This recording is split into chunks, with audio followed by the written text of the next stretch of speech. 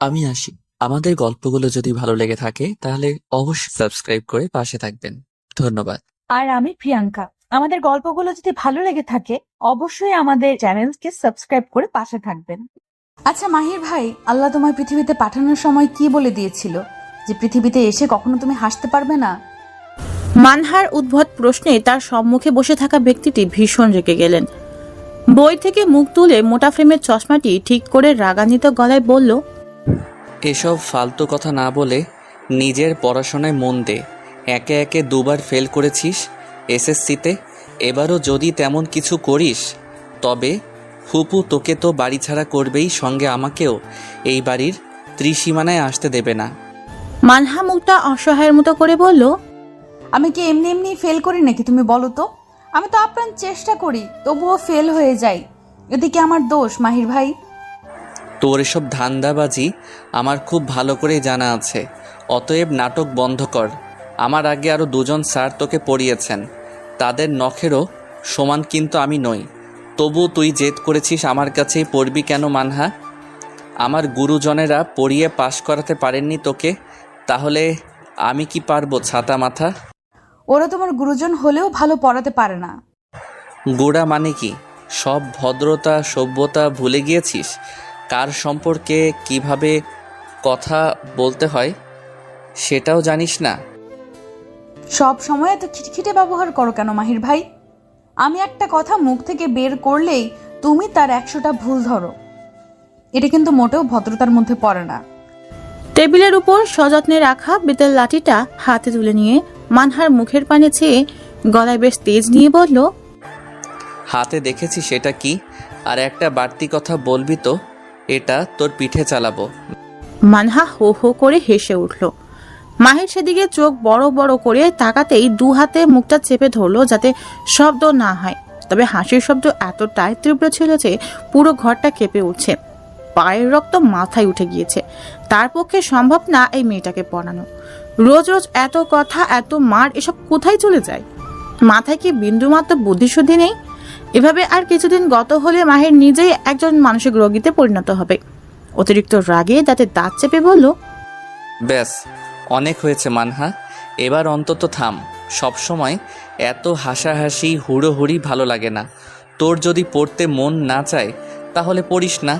তোকে তো কেউ জোর করেনি, তুই নিজে থেকেই পড়তে চেয়েছিস। তবে কেন এমন করিস?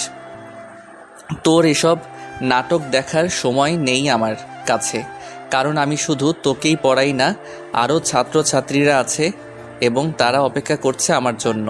তোকে পড়িয়ে তাদেরকে পড়াতে যেতে হবে।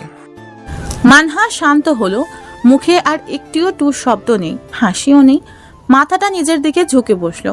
মাহির বইটা খুলতে বলার সঙ্গে সঙ্গেই মানহা বইয়ের উপর হাত রেখে আস্তে করে বলল, সরি মাহির ভাই, আর কখনো এরকম করব না। তোর এই রোজ রোজ একই কথা শুনতে শুনতে আমার কান দুটো একদম ঝালাপালা হয়ে গিয়েছে। বিশ্বাস কর, আর শুনতে ইচ্ছে হয় না। গত কয়েক মাস ধরেই শুনছি, কিন্তু তারপর কি হয়? সেই আবার বদমাশি শুরু করে দিস। তাহলে এগুলো বলে লাভ কি বল? এবার সত্যি বলছি মাহির ভাই। মুখে বিরক্তির শব্দ করে হাত থেকে লাঠিটা টেবিলের উপর ছেড়ে দিয়ে বলল, বারবার কি মাহির ভাই করছিস মানহা? আর কতবার বলবো আমি যখন তোকে পড়াতে আসবো তখন আমাকে তুই ভাইটাই ডাকবি না? এখানে তুমি আমার ছাত্রী আর আমি তোর শিক্ষক, তাই সেটা মাথায় রেখে কথা বলবি। ওহো, পৃথিবীতে যত রকমের দোষ আছে সেই সবই শুধু আমি করি, তাই না? আর তুমি যে আমাকে তুই তোকারি করো সেটা কিচ্ছু না। আমার হিসাব আলাদা, আমি তুই তোকারি করতেই পারি। আমিও মাহির ভাই ডাকতেই পারি। হাত পাত দেখি। কেন হাত পাতবো আমি? মুখ বন্ধ করে হাত পাত, নয়তো লাঠি তোর পিঠে চালাবো। এরপর মলম লাগাতেও কষ্টকর হয়ে যাবে। মানহা নিশ্চুপ। হাত দুটো টেবিলের উপর পেতে দিয়ে ভয়ের দুটো চোখ বুঝে নিল। সজোরে দু হাতে লাঠিটা চালিয়ে দিল মাহির। তৎক্ষণাৎ প্রচন্ড ব্যথায় আটকে থপথপে সাদা হাত দুটো মুহূর্তেই মধ্যে টকটকে লাল হয়ে উঠল। ফোলা ফোলা চোখ দুটো থেকে টুপটাপ দুফোঁটা পানি পড়ল। বড্ড জোরে লেগেছে। যদিও এর আগেও মেরেছে, তবে এতটা কঠিনভাবে লাগেনি। হাত দুটো গুটিয়ে নিয়ে মাথা নিচু করে বসে আছে। সবকিছু মাহির নজরে রেখেছে। মানহা নিচের দিক থেকে মাথা তুলছে না। বইয়ের দিকে ফিরেও তাকাচ্ছে না। মাহির ঘড়ির দিকে তাকালো, সময় শেষ, এখানে আর থাকা যাবে না। চট করে চেয়ার ছেড়ে উঠে গলা খাকারি দিয়ে বিরক্তি গলায় বলল, আমি বুঝতে পেরেছি তুই পড়াশোনা করবি না, তোকে দিয়ে এগুলো সম্ভব না। আমি যাচ্ছি, আর কখনো তোকে পড়াতে আসবো না। আর যাওয়ার সময় ফুপাকে বলে যাব ভালো মন্দ একটা ছেলে ধরে যেন তোকে বিয়ে দিয়ে দেন। মাথা তুলে চাইলো। মাহির গম্ভীর মুখে দাঁড়িয়ে আছে। পুনরায় মাথা নিচু করে মিনমিনে সুরে বলল, আমি কাল থেকে আর বেয়াদবি করব না। এবার থেকে মন দিয়ে পড়বো। তুমি বাবাকে এ ব্যাপারে কিচ্ছু বলো না, কারণ তিনি তোমার কথা শোনেন। এরপর যদি তোমার কথা শুনে আমার বিয়ে দিয়ে দেন, তাহলে সব শেষ হয়ে যাবে আমার। শেষ কি হবে? তোর তো বরং ভালো হবে। এই যে এই বিরক্তিকর পড়াশোনা থেকে বাঁচতে পারবি, মনের সুখে স্বামীর সাথে ঘুরে বেড়াতে পারবি, সাথে তোর ফালতু কথাবার্তা, সব মিলিয়ে ভালোই হবে দেখিস। তুমি বাড়ি যাও মাহির ভাই, মামি হয়তো একা একা আছেন। আমি বাড়ি গেলে আমার যে আরও ছাত্রছাত্রীরা আছে তাদের পড়াতে যাবে কে? তুই? না, আমার হাতে ব্যথা করছে। যখন অতিরিক্ত কথা বলিস তখন মুখে ব্যথা করে না?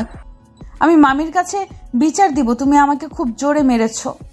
সে তুই যাকে ইচ্ছে বিচার দিতে পারিস, এতে আমার যায় আসে না। দরজায় কেউ কড়া নাড়ল। চট করে মানহার উপর থেকে দৃষ্টি সরিয়ে দরজার দিকে তাকাতেই রুনা এক গাল হেসে ভেতরে প্রবেশ করে বললেন, আবারও ঝগড়া করেছিস তোরা? মাকে দেখিয়ে চেয়ার ছেড়ে উঠে এসে তার সামনে দাঁড়িয়ে হাত দুটো দেখিয়ে বলল, দেখো মা, মাহির ভাই আমাকে কত জোরে মেরে আমার হাত দুটো লাল বানিয়ে দিয়েছে। মেয়ের এমন বিচারে বিরক্ত হলো রুনা। ব্রু কুচকে বললেন, বেশ করেছে, আরো কিছু দেওয়ার উচিত ছিল। মা তুমিও এমন? সামনে পরীক্ষা, সেই খেয়াল তোর আছে? তোর মাঝে তো তেমন কোনো চাহিদা দেখতে পাচ্ছি না। খিদে পেলে খাচ্ছিস, তারপর পুরো এলাকা ঘুরে বেড়াচ্ছিস। এসব করে কি তুই পাশ করবি মানহা? দিন দিন কি তোর বুদ্ধি শুদ্ধি উড়ে যাচ্ছে নাকি বলতো আমাকে? রুনা তেড়ে যাচ্ছিল মানহার দিকে। মাহির তাকে বাধা দিয়ে বলল, ছেড়ে দাও ফুপু, ওকে এসব বলেও কোনো লাভ নেই। আজ থেকে তো বলছো না কানে তুলেছে কোনো কথা। ও আমাকে বলেছে আগামীকাল থেকে ভালোভাবে পড়াশোনা করবে। দেখি কাল কি করে। আপাতত শান্ত হয়ে যাও। ঠিক আছে, তুই বসার ঘরে যা, সেখানে তোর ফুপা আছে, সে ডেকেছে তোকে। খুব বেশি জরুরি ফুপু? আসলে আমার দেরি হয়ে যাচ্ছে, অন্য সময় দেখা করলে হবে না? আরে বাবা, বেশি সময় লাগবে না তো। আচ্ছা যাচ্ছি। মানহার ঘর থেকে বেরিয়ে সোজা বসার ঘরে চলে এলো। দুজন লোক বসে আছেন। একজন মানহার বাবা মিজান, অন্যজন এই গ্রামেরই একজন মুখটা চেনা, বেশ কয়েকবার দেখতে তাকে, তবে তার নাম পরিচয় জানা নেই। মাহিরকে দেখে লোকটির সোফা ছেড়ে উঠে দাঁড়িয়ে মিজানের উদ্দেশ্যে বললেন, ঠিক আছে মেম্বার সাহেব, তাহলে এই দায়িত্বটা আপনার উপরে ছেড়ে দিলাম। যা কিছু করার আপনি করবেন, আর কি হয় সেটা আমাকে একটু জানাবেন, এতে আমার উপকৃত হব। নিশ্চয়ই জানাবো, আপনি একদম নিশ্চিন্তে থাকুন। লোকটি মাহিরের পাশ কাটিয়ে বেরিয়ে যেতেই মিজান মুচকি হেসে বললেন, তোমার খুব তাড়া আছে তাই না বাবা? আমি শুধু দুটো কথা বলবো, তুমি আমার পাশে এসে বসো মাহির। ভদ্র ছেলের মতো মাথা নিচু করে চুপচাপ গিয়ে বসতেই মিজান বলতে শুরু করলেন, দেখো মাহির, এসব কথাবার্তা তোমাকে বলা শোভা পায় না, কিন্তু কি করব, তোমার বাবা বেঁচে নেই। তিনি বেঁচে থাকলে কথাগুলো তাকেই বলতাম। এদিকে ভাবিও, তিনিও অসুস্থ, তাই তাকে এসব কথাবার্তা বলা ঠিক হবে না। আসলে আমি যেটা বলতে চেয়েছি সেটা হলো এই যে এক্ষুনি একটি লোক বেরিয়ে গেল এখান থেকে, তাকে হয়তো তুমি ভালো নতুন চেনো না, তবে তিনি তোমাকে খুব ভালো করেই চেনে। আসল কথায় আসি, তিনি আমার কাছে একটি প্রস্তাব নিয়ে এসেছে। অবশ্য এটা আজ প্রথম না, তিনি বেশ কিছুদিন ধরে আমাকে বলে যাচ্ছে, তবে আমার সময় মিলছে না। আর তুমিও মানহাকে পড়িয়ে এক মুহূর্ত দেরি করো না, যার ফলে আমি তোমাকে বলে উঠতে পারি না। লোকটি তার মেয়ের সঙ্গে তোমার বিয়ের সম্বন্ধ নিয়ে এসেছে, আমাকে দায়িত্ব দিয়েছে তোমাকে রাজি করানো। তো এখন আমি তোমার মতামত জানতে চাচ্ছি। আসলে ফুপা, আমি কি বলবো বুঝতে পারছি না। এই মুহূর্তে আমার ঠিক কি বলা উচিত সেটাও বুঝতে পারছি না। ছোটবেলায় বাবাকে হারিয়েছি, আর দাদাকে তো কখনো দেখিইনি। সেই থেকে আপনার আদর্শে বড় হয়েছি। আপনি যখন যেভাবে বলেছেন তখন সেভাবেই করেছি। তবে আমার বর্তমান অবস্থাটা খুব একটা ভালো নয়, সেটা তো জানেন। এই মুহূর্তে নেই আমার একটা চাকরি, সামান্য টিউশনি করিয়ে পরিবার চালাতে হচ্ছে, তার উপর বিয়ে করাটা বোধহয় ঠিক হবে না এখন। মিহি বড় হয়েছে, ওর কলেজের খরচাপাতি বিয়ে দিতে হবে। ওদিকে মা দাদি অসুস্থ, তাদের ওষুধপাতি সব মিলে একটু চাপেই আছি, যার কারণে আপাতত আমার বিয়ে শাদী নিয়ে কিছু ভাবছি না। তবে এটা ভাববেন না যে আমি আপনার কথাকে অসম্মান করেছি। আমি কোনো একটা চাকরি পেলেই বাড়িঘর ঠিকঠাক করে মিহিকে বিয়ে দিয়ে এরপর আমার চিন্তাভাবনা করব, এবং আমি সর্বপ্রথম আপনাকেই জানাবো। আমার দৃঢ় বিশ্বাস যে আপনি আমার বর্তমান পরিস্থিতিটা বুঝবেন। আমি বুঝতে পেরেছি মাহির, তবে কি বলবো বলো তো? সেই থেকে আমি তোমার পাশে থাকতে চেয়েছি, কিন্তু তুমি তো আমার কোনো কথাই শুনছো না। কে বলেছে আপনি আমার পাশে নেই? সেই ছোটবেলা থেকে শুরু করে এখনও পর্যন্ত অনেক করেছেন। বিশেষ করে আমার মাথায় আপনার স্নেহের হাতটা বেশি করে পেয়েছি, এটাই আমার কাছে বড় পাওয়া। এখন শুধু দোয়া করবেন যাতে ভালো একটা চাকরি পেয়ে যাই, তাহলেই হবে। খুব ভালো একটি ছেলে তুমি, আল্লাহ তোমার সকল মনোকামনা পূরণ করুক। ব্যাস, আর কিচ্ছু লাগবে না আমার জন্য, এই এতটুকুই যথেষ্ট। তোমার তো মাসও প্রায় শেষ হয়ে এসেছে, তাই না? হ্যাঁ, প্রায় শেষ। তুমি একটু বসো, আমি গিয়ে টাকা নিয়ে আসি। না না ফুপা, কাল নিব, আজ তো আমার তাড়া ছিল। ঠিক আছে, যাও তাহলে। জি, আসসালামু আলাইকুম। ওয়ালাইকুম আসসালাম। মিজানের পাশ থেকে উঠে দ্রুত পায়ে বেরিয়ে এলো বাড়ির বাইরে। আম গাছের সাথে হেলান দিয়ে রাখা সাইকেলটা সোজা করে তাতে চড়ে বসতেই টের পেল তার পিছনে কেউ বসেছে, সমানে নড়াচড়া করে যাচ্ছে। পেছনে কে বসেছে সেটা খুব ভালো করেই বুঝতে পেরেছে মাহির, তাই গলায় বিরক্তি নিয়ে তার উদ্দেশ্যে বলল, এক্ষুনি সাইকেল থেকে নেমে বলছি, নয়তো কিন্তু উল্টো দিব। তারপর কি হবে আশা করি বুঝতে পারছিস তুই। নামছে না, আগের তুলনায় এখন আরো বেশি নড়াচড়া করছে। দুহাতে মাহিরের কোমরটা শক্ত করে ধরতে প্রচন্ড ক্ষেপে ফুঁসে উঠল। ঝটকা দিয়ে নিজের কোমর থেকে হাত দুটো ছড়িয়ে সাইকেল থেকে নেমে দাঁড়িয়ে শক্ত করে সাইকেল ধরে আছে যাতে মাটিতে না পড়ে যায়। মহারানীর মতো পায়ের উপর পা তুলে বসে আছে মানহা। রাগে চোখ দুটো টুকটুকে লাল হয়ে গিয়েছে, কপালে ঘাম জমেছে। মন চাইছে একে সাইকেল থেকে ঠুস করে ফেলে দিয়ে কানে কপালে কিছু থাপ্পড় লাগিয়ে দিতে, কিন্তু সেটা সম্ভব না, কারণ এই মুহূর্তে একটা থাপ্পড় দিলে নাকা কান্না জুড়ে দিয়ে কিছু মানুষজন জড়ো করে নাটক শুরু করে দিবে।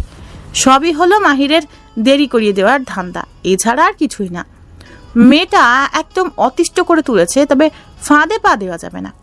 মাহির একটা ঢুকিলে কিছুটা রাগ হজম করে নিয়ে বলল, মানুষের ধৈর্যের একটা সীমা থাকে মানহা, সেই সীমা ছাড়ানোর চেষ্টা করিস না, তার ফল কিন্তু ভালো হবে না।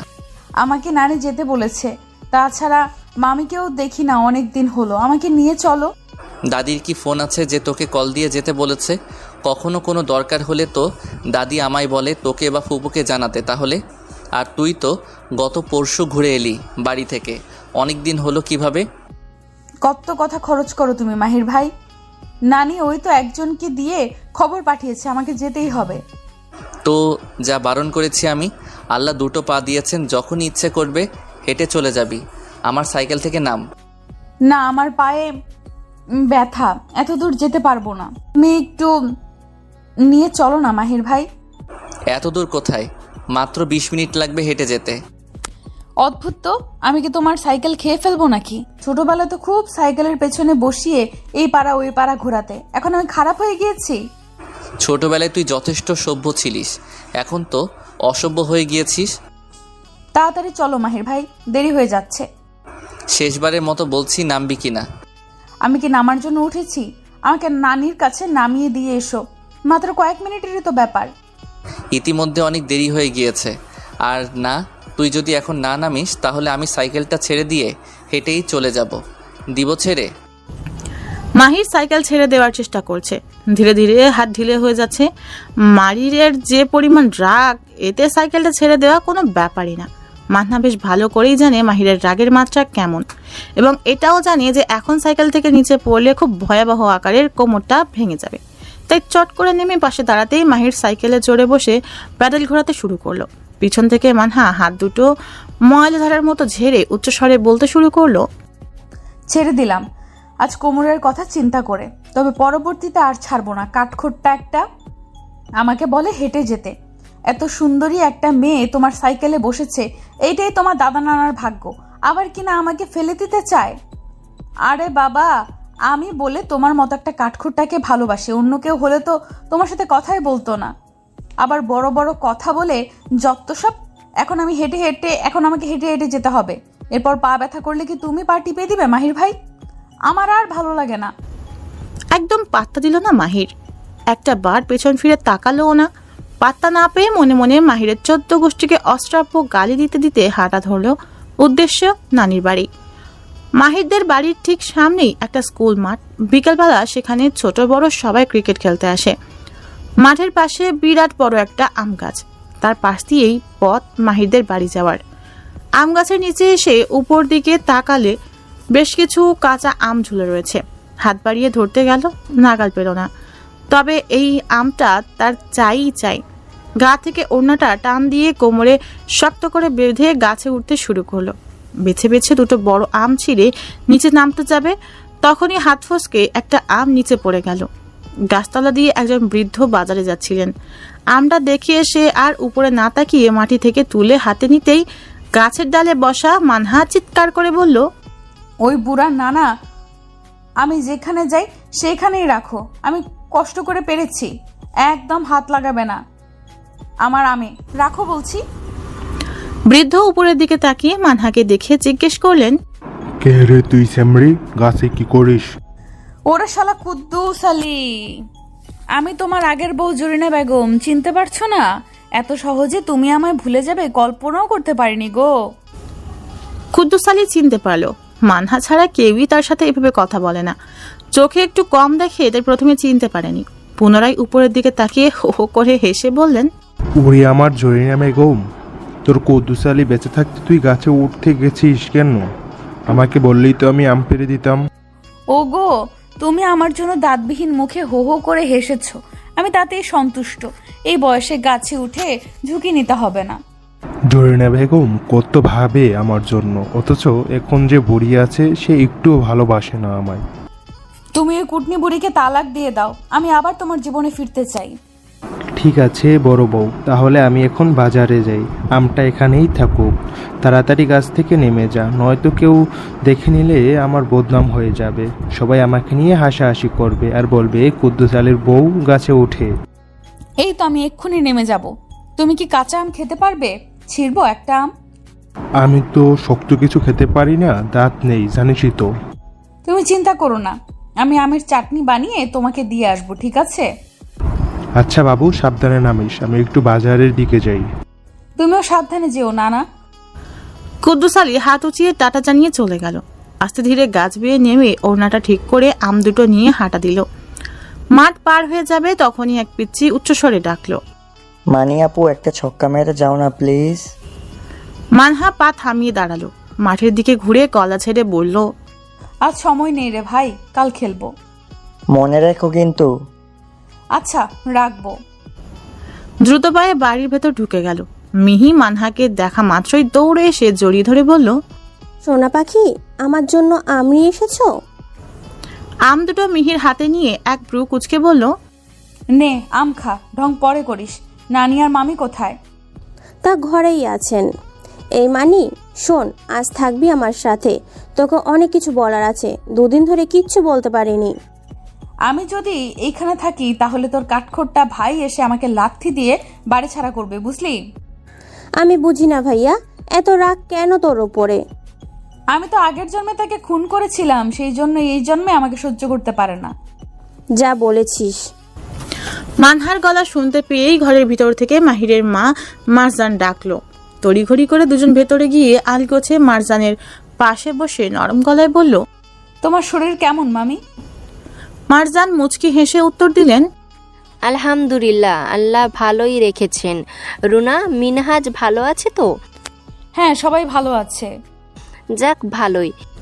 মৃদু হেসে মারজানের পাশ থেকে উঠে গিয়ে মরিয়মের কাছে বসতেই সে মানহা আর মিহির উদ্দেশ্যে বলল, সন্ধ্যা হয়ে যাচ্ছে, তোরা দুজন গিয়ে রাতে রান্নাটা সেরে নে। আর মানি, তুই আজ এখানেই থাকবি। আল্লাহ বাঁচিয়ে রাখলে আগামীকাল কিছু পিঠে বানাবো, এরপর মিজান আর রুয়ানকে খবর দিয়ে আনাবো। তুমি এই শরীরে পিঠা বানাবে কিভাবে নানি? আমি কেন বানাবো? তোরা দুজন আছিস কি করতে? ওহো, আমরা দুজন কষ্ট করে পিঠা বানিয়ে দিব আর তুমি সেই পিঠা দিয়ে জামাই আদর করবে, চালাক বুড়ি। আমি দেখিয়ে দেবো, তোরা তো আর একা একা বানাতে পারবি না। আকাইমা ঢেকি দুজনেই। তোমার থেকে ভালো পারি আমরা। যাই হোক নানি, শোনো, আমি তো বাবা মা কাউকে বলে আসিনি, আমি বরং এখন চলে যাই, আবার সকালে আসবো। মাহিন আসুক, তারপর আমি কথা বলবো মিজানের সাথে, তুই থেকে যা। ঠিক আছে। আপাতত নিজেদের কাজ কর, গিয়ে যা। মানহা ভেঙচি কেটে মিহির হাত ধরে টেনে নিয়ে বেরিয়ে এলো ঘর থেকে। রান্নাঘরে এসে কাজ শুরু করলো। মানহা সবজি কেটে দিচ্ছে, কারণ সে রান্নাবান্নার কিছু জানে না। কাজের ফাঁকে ফাঁকে গল্পও বেশ জমিয়েছে, মাঝে মাঝেই খিলখিলিয়ে হেসে উঠছে। মানহা আর মিহির সম্পর্কটা দুষ্টু মিষ্টি খুনসুটির। দুজন সমবয়সী, এমনকি স্কুলেও একই সঙ্গে পড়েছে ভাগ্যক্রমে। মানহা সেই স্কুলেই রয়ে গেল, আর মিহির কলেজ জীবন শেষ হতে লাগলো। আর অল্পদিনের মধ্যেই মিহি কলেজ থেকে বেরিয়ে আসবে। রাতের আধার কেটে দিনের আলো ফুটেছে। সূর্য মামা বেরোনোর জন্য উকিঝুঁকি মারছে। ঘরে টিনের চালের উপর দিয়ে সব পাখিরা আহারের সন্ধানে ছুটে যাচ্ছে দূর থেকে বহু দূর। তাদের নির্দিষ্ট কোনো জায়গা নেই, দুচোখ যেদিক যায় সেদিকেই যাবে। উঠতে উঠতে তখন বড্ড ক্লান্ত অনুভব হবে, তখনই কোনো এক গাছের ডগায় চুপটি করে বসে একটুখানি জিরিয়ে নিবে। এরপর ছুটে চলবে আবার যেখানে আহার পাওয়া যায় সেখানে। তারা যাবার সময় সব মানুষদের জাগিয়ে দিয়ে যায়, যাতে করে সকল মানুষজন উঠে নিজেদের কাজকর্ম সেরে জীবিকার তাগিদে নিজ নিজ কর্মস্থলে পৌঁছাতে পারেন। মানুষগুলোও তেমন, কখন পাখিরা ডাকবে সেই আশায় ঘুমাতেই থাকে। তবে একটা কান সবসময় সজাগ রাখে, যাতে পাখির ডাক তারা খুব সহজেই এবং স্পষ্ট শুনতে পায়। মিহির ডাকে পিটপিট করে চোখ জোড়া খুলতেই চোখের সামনে মিহির বদলে মাহিরকে দেখতে পেল। চোখ দুটো বড় বড় করে গম্ভীর মুখে তার দিকে তাকিয়ে আছে। বিছানা থেকে ধরফরিয়ে উঠে বসে আশেপাশে এক নজর বুলিয়ে শুকনো ঢোক গিলে বলল, এই সাত সকালে তোমার আবার কি হলো মাহির ভাই? তোমার কি দিন রাত 24 ঘন্টায় মুখটা এমন করে রাখতে হয়? কখনো তো একটু মুখটা স্বাভাবিক রাখো, নয়তো এইভাবেই জং ধরে যাবে। এরপর শত চেষ্টা করেও মুখ স্বাভাবিক করতে পারবে না, বুঝলে? একটা থাপ্পড় দিয়ে তোর 32টা দাঁত ফেলে দিব। ফাইজলামো করার জায়গা খুঁজে পাস না? তুই আমায় গালি কেন দিয়েছিস তার উত্তর দে মানহা, নয়তো কিন্তু খুব খারাপ হবে। আকাশ থেকে ধপ করে নিচে পড়লো মানহা। গালি কখন দিয়েছে সে? দুটো ভালো ভালো কথা বললো, এটাই গালি হয়ে গেল? অদ্ভুত মানুষ তো, ভালো কথাকে গালি ভাবে। আর যদি সত্যিই গালি দিত তখন কি ভাবতো? আবহাওয়া ভালো না, ওনাটা কোনো রকমে গায়ে জড়িয়ে বিছানা থেকে নেমে সুর করে বেরিয়ে যাবে বলে ঠিক করেছে। তবে মাহির তার সামনে গিয়ে দাঁড়ালো। মাঝখানে বেশ খানিকটা জায়গা ফাঁকা রয়েছে। মানহা মাহিরের কাঁধের উপর দিয়ে উকি মেরে বাইরের দিকে দেখার চেষ্টা করলো। তবে মাহির এতটাই উঁচু যে 5 ফিট উচ্চতার মানহা নাগাল পেল না। এখন কি করবে? এই হাতির মতো মানুষটাকে কিভাবে সামনে থেকে সরাবে?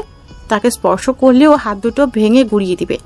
কোনো উপায় না পেয়ে নিচের দিকে তাকিয়ে চিৎকার করে বলল, এই মিহির বাচ্চা, আমাকে ডেকে কোথায় চলে গেলি তুই?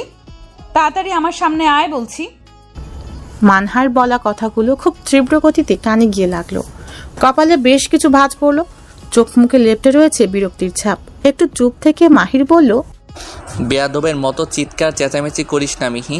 অনেক আগেই তোর পাশ থেকে উঠে রান্না করতে বসেছে। আর হ্যাঁ, তোকে আমি ডেকেছি, মিহি নয়। কিন্তু আমি স্পষ্ট শুনতে পেলাম মিহির গলা। সে তো তুই স্পষ্ট ভাষায় আমাকেও গালিগালাজ করছিল। এগুলো কি বলছো মাহির ভাই? আমি তোমায় গালি দিয়েছি কখন? আর আমি কেনই বা তোমায় গালি দিতে যাব? সারাদিন আমার 14 গোষ্ঠী উদ্ধার করিস, আবার রাতেও রেহাই দিস না। ঘুমের ঘোরে যা নয় তাই বলিস। আসল ঘটনা বুঝতে পেরে মাথায় হাত দিয়ে চোখ দুটো রসগোল্লার মতো করে তাকিয়ে আছে। মিনিট দুয়েক চুপ থেকে একব্রু উঁচিয়ে জিজ্ঞেস করলো মানহা, সেসব বাদ দাও, তুমি এত সকালে এই ঘরে কেন এসেছো সেটা বলো তো মাহির ভাই। আমি নিশ্চয়ই তোকে দেখতে আসিনি, প্রয়োজন ছিল তাই এসেছি। আর এসে যা কিছু শুনলাম। ওহো, নানি আমায় ডাকছে, সামনে থেকে সরে দাঁড়াও তো, দেখি আমি যাই।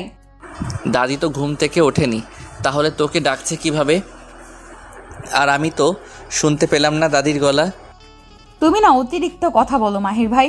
ভেবেছিলাম তুমি হয়তো ভালো মানুষ, এখন বুঝতে পারছি তুমি একটা ভণ্ড, বাচাল, খারাপ। কথা বলা শেষ হওয়ার সঙ্গে সঙ্গেই ঠাস করে শব্দ হলো।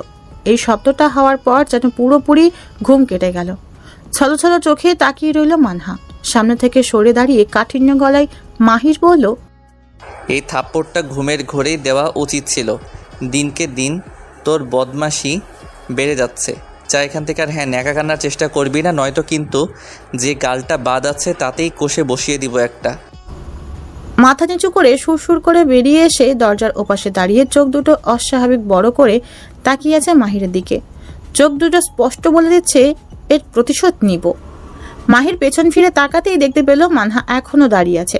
দুপা এগিয়ে এসে ধমকের গলায় বলল, আবার দাঁড়িয়ে কি দেখছিস? যা গিয়ে কাজ কর।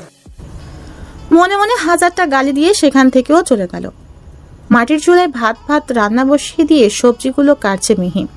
মানহা হুড়মুড়িয়ে রান্নাঘরে ঢুকে ধপ করে পিড়িতে বসেই রাগে কচকচ করতে বলতে শুরু করলো, নয় দুটো গালিই দিয়েছি, তাই বলে কি সাত সকালে আমার গায়ে হাত তুলবে? আজ আমার সারাটা দিন যাবে মার খেতে খেতে। মেজে একটা আস্ত বেয়াদব, আবার আমাকে জ্ঞান দিতে আসে যত সব ফাউল মার্কার লোক। অসহ্য একদম। একদমই কথাগুলো শেষ করলো। সবজি কাটা রেখে গালে হাত দিয়ে মানহার দিকে তাকিয়ে আছে মিহি। তাকে এভাবে তাকিয়ে থাকতে দেখে মানহা বলল, তোর আবার কি হলো? এভাবে তাকিয়ে আছিস কেন? ওই কাঠখোট্টার মতো কি তোরও মারতে মন চাচ্ছে? তাহলে মার। এই যে এই গালটা খালি আছে, বসিয়ে দে একটা থাপ্পড়। ভাবাচাকা খেয়ে গেল মিহি। সকাল সকাল এমন কি হলো যার জন্য এভাবে কথা বলছে মানহা? ভূতে টুতে পেয়েছে নাকি ভাবছে মিহি। সবজির ঝুড়ির দিকে তাকিয়ে মানহা বলল, কি রান্না করবি? এখানে তো তেমন কিছুই নেই। মুহূর্তের মধ্যেই মিহির মুখটা ছোট হয়ে গেল। মাহিরের সামান্য টিউশনির টাকা দিয়েই এই সংসারটা চলে। মরিয়মের ঔষধ, মারজানের ঔষধ, তার উপর মিহির কলেজের খরচটা, সবকিছু মিলিয়ে নুন আনতে পান্তা ফোরানোর দশা। তবুও কখনো হতাশ হয়নি মাহির। নিজের শখগুলো অপূর্ণ রাখলেও মরিয়ম, মারজান, মিহি তাদের কারো কোনো শখ অপূর্ণ রাখেনি। নিজের সবটুকু দিয়ে আপ্রাণ চেষ্টা করে সবাইকে ভালো রাখতে এবং সবার ছোটখাটো শখগুলো পূরণ করার। কয়েক মুহূর্ত চুপ থেকে মিহি বলল, আসলে মাস শেষ হয়নি তো, ভাইয়া টিউশনির টাকাও পায়নি। আবার এমন কেউ কেউ আছে যাদের কাছে 3-4 মাসের টাকাও বাকি আছে, এখনো দেয়নি। ওদিকে ভাইয়াও তেমন, তাদের নাকি খুব অভাব, তাই সে টাকা চায় না। আমি যখন বলি তাদের কাছে টাকা চাইতে, তখন ভাইয়া বলে তাদের কাছে টাকা নেই। এদিকে ঘরে তেমন চাল ডাল কিছুই নেই, মাত্র এতটুকু সবজি অবশিষ্ট আছে। মাত্র এতটুকুই সবজি অবশিষ্ট আছে, এইগুলো দিয়ে চালাতে হবে এখন, নয়তো সবাইকে না খেয়ে থাকতে হবে। ভালো মানুষই নাটক করে নিজে চলতে পারে না, আবার অন্যের চিন্তা করে। আর সেই মানুষগুলোই বা কেমন? এতদিন ধরে কারোর টাকা আটকে রাখে নাকি? এদিকটা দেখতে হবে না? যত সব। তুই সব সময় আমার ভাইয়ার নামে মন্দ কথা বলবি না, বলে দিলাম। আমার ভাইয়া অন্তত বুদ্ধিমান এবং ভালো একজন মানুষ। তোর ভাইয়া বলদ একটা, বুঝলি? হ্যাঁ বুঝলাম, আমার ভাইয়া বলদ আর তুই খুব চালাক। তার জন্যই তো এখনো স্কুলে পড়ে আছিস। এইদিকে একসঙ্গে পড়াশোনা শুরু করে আমার কলেজ থেকে বেরিয়ে আসার সময় হয়ে গিয়েছে। আমি এত মন দিয়ে পড়াশোনা করি, দিন শেষে সেই আমিই ফেল মারি। বুঝি না মানুষ আমার সঙ্গে দুর্নীতি কেন করে। কেউ তোর সঙ্গে দুর্নীতি করতে যাবে কেন? নিজের দোষ দেখিস না চোখে? সারাদিন গ্রামে চক্কর দিস, বই নিয়ে তো একদমই বসতে চাস না। বিয়ে দিতে গেলে পাত্রপক্ষ যদি শোনে পাত্রী একে একে 2 বার ফেল করেছে, তাহলে আর তোকে তাদের বাড়ির বউ করে নিয়ে যাবে না। মিলিয়ে নিস কথাটা। আহা, আমি কি বলেছি নাকি আমি তাদের বাড়ির বউ হওয়ার জন্য পাগল হয়ে যাচ্ছি? তাহলে কি তুই বিয়ে করতে চাস না? আমি কি করতে চাই আর কি করতে চাই না সেই সব তোর থেকে ভালো আর কেউই বলতে পারবে না। তাই বলছি, এইসব অহেতুক কথা না বাড়িয়ে নিজের কাজ কর। খিদে পেয়েছে আমার। তুই যে আশাটা নিয়ে বসে আছিস, সেই আশাটা যে পূরণ হবে না সেটাও খুব ভালো করেই জানি আমি। সকাল সকাল অলক্ষণে কথাবার্তা বলবি তো কানের নিচে একটা দিব, ফাজিল কোথাকার। কি রে ফুলবানু, এত সকালেই নানা বাড়িতে চলে এসেছিস? তোদের বাড়িতে কি ভাত নেই নাকি ফকিন্নি? মুহূর্তের মধ্যেই পেছন ফিরল মানহা। কোমরে এক হাত দিয়ে দাঁড়িয়ে হিহি শব্দে হাসছে মিন্টু। মাহির আর মিন্টু দুজন খুব ভালো বন্ধু। পড়াশোনা থেকে শুরু করে দুজন একসঙ্গেই সবকিছু করেছে। তাদের মধ্যে অনেক মিল থাকলেও একটা ব্যাপার আকাশ পাতাল পার্থক্য। সেটা হলো মিন্টু খুবই রসিক, অপরদিকে মাহির হলো একজন গম্ভীর কাঠখোট্টা। মাহির এবং মানহার বাড়ির মাঝখানটাতে মিন্টুর বাড়ি। একদম ছোটবেলা থেকেই মানহার পিছু লেগে থাকে মিন্টু। মানহা যেসব অপছন্দ করে মিন্টু বরাবরই সেসব করে। মোট কথা মানহাকে রাগাতে যা কিছু করণীয় সেসবই মিন্টু করে। মিন্টুর দিকে চোখ গোল করে তাকিয়ে কিছুটা রাগী গলায় মানহা বলল, আমাদের বাড়িতে ভাত আছে, তবে তোমার মাথা নেই, তার জন্য তোমার মাথা খেতে সাত সকালে চলে এসেছি। বুঝতে পেরেছো তুমি?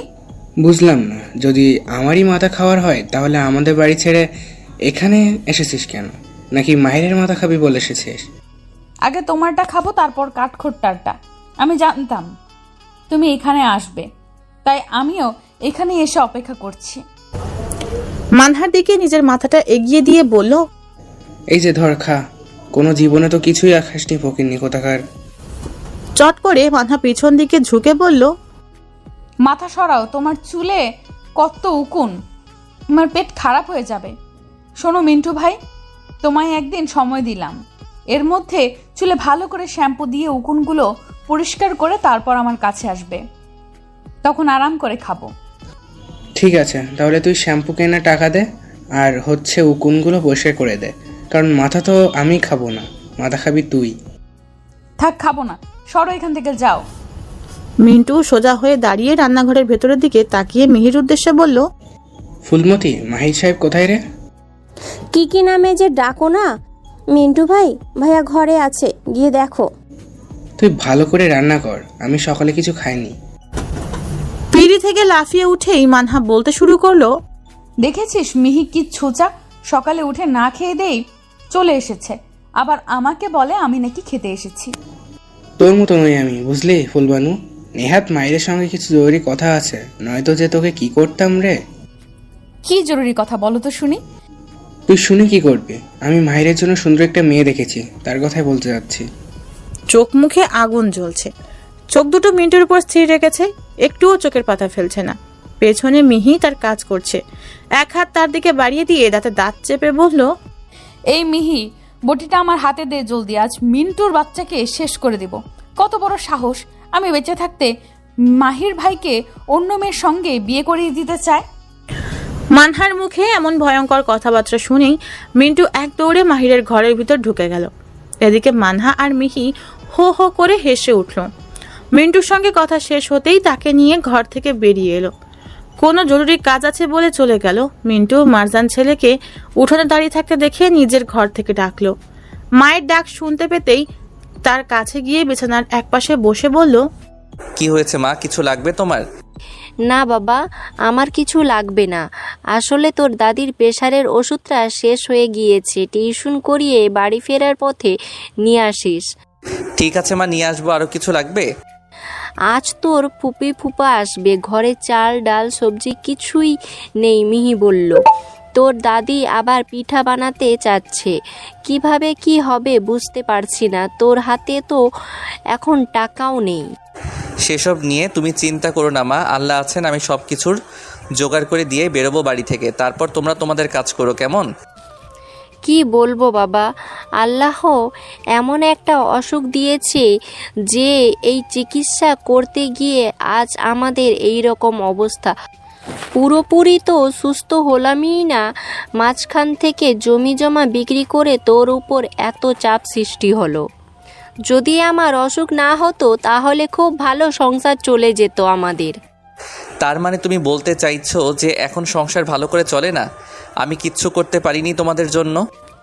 সেটা না রে বাবা, এখনও সংসার ভালোভাবেই চলছে, তবে এমন না হলে তোর উপর দিয়ে এত প্রেশার যেত না। নেই একটা চাকরি, এর মধ্যে এতগুলো মানুষ।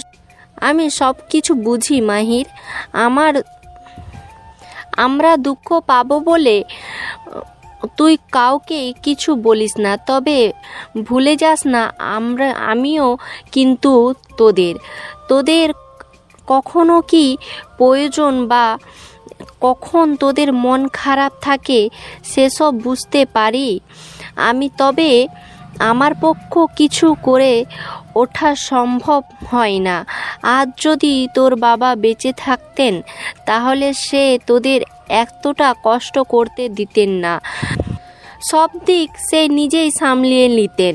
তোর খুব চাপ হয় তাই না বাবা? কি যে বলো না তুমি মা, আমার কিচ্ছু চাপ হচ্ছে না, কারণ এটা আমার পরিবার। আমি আমার পরিবারের জন্য তো এতটুকু করতেই পারি। চিন্তা করো না, খুব শীঘ্রই একটা চাকরি হয়ে যাবে আমার, তারপরই আর কোনো অভাব অনটন থাকবে না আমাদের, ইনশাল্লাহ। মিন্টু এসেছিল একটা চাকরির ব্যাপারে কথা বলতে, সেখানে আবেদন করে দেখি কি হয়। আল্লাহ যেন একটা ভালো চাকরি মিলিয়ে দেন। দোয়া করো মা। আমি বাজারের দিকে যাচ্ছি তাহলে। খেয়ে যাবি না বাবা? এসে খাবো মা, তোমরা খেয়ে নাও গিয়ে। মারজানের পাশ থেকে উঠে বেরিয়ে গেল মাহির। হাতের উল্টো পিঠ দিয়ে চোখের পানিটুকু মুছে নিল মারজান। সমস্ত সদাইপাতি নিয়ে বাজার করে বাড়ি ফিরেছে মাহির। তার দুই হাতেই দুটো ভারী ব্যাগ। সেই মাঠ পর্যন্ত এসেছে। হঠাৎই মাঠের মধ্যখান থেকে হইচই শব্দ এলো। মাথাটা ঘুরিয়ে মাঠের দিকে তাকাতে রাগের মাত্রা বেড়ে গেল। হাত থেকে ব্যাগ দুটো একপাশে রেখে পা বাড়ালো মাঠের দিকে। ব্যাটিং করছে মানহা। তার চোখ দুটো শুধু বলের দিকে স্থির রয়েছে, অন্য কোনো দিকে নড়চড় করছে না। কে কোথায় দাঁড়িয়ে আছে আর কে সামনে দিয়ে মাঠে ঢুকছে সেসব তার নজরের বাইরে। মাহেরকে দেখে কয়েকজন চমকে গেল, কারণ সে কখনোই মাঠে আসে না খেলার জন্য হোক বা সময় কাটানোর জন্য হোক। মানহার পেছনে দাঁড়িয়ে ছিল একজন পিচ্চি। সে মাহিরকে দেখা মাত্রই জিজ্ঞেস করলো, আরে মাহির ভাই, তুমি এখানে কিভাবে এলে? মাহির নামটা শুনেই সোজা হয়ে দাঁড়ালো মানহা। হাতে থাকা ব্যাটটা আড়াল করে নিল। মাহির আর চোখে দেখে গম্ভীর মুখে সেই পিচ্চির উত্তর দিল, আমার সঙ্গে দুটো পা আছে, দেখতে পাচ্ছিস না? তা তো দেখতেই পাচ্ছি, কিন্তু তুমি তো কখনো মাঠেই আসো না। এই যে মাঝে মাঝে তোমায় কত ডাকি, তবুও তো তুমি আসো না। আসি না মানে এই না যে আর কোনোদিন আসবো না। আর কোনো তু শব্দ করলো না পিচ্ছি, কারণ সে বুঝতেই পারলো না এখন কি বলা উচিত, তাই চুপচাপ রয়ে গেল।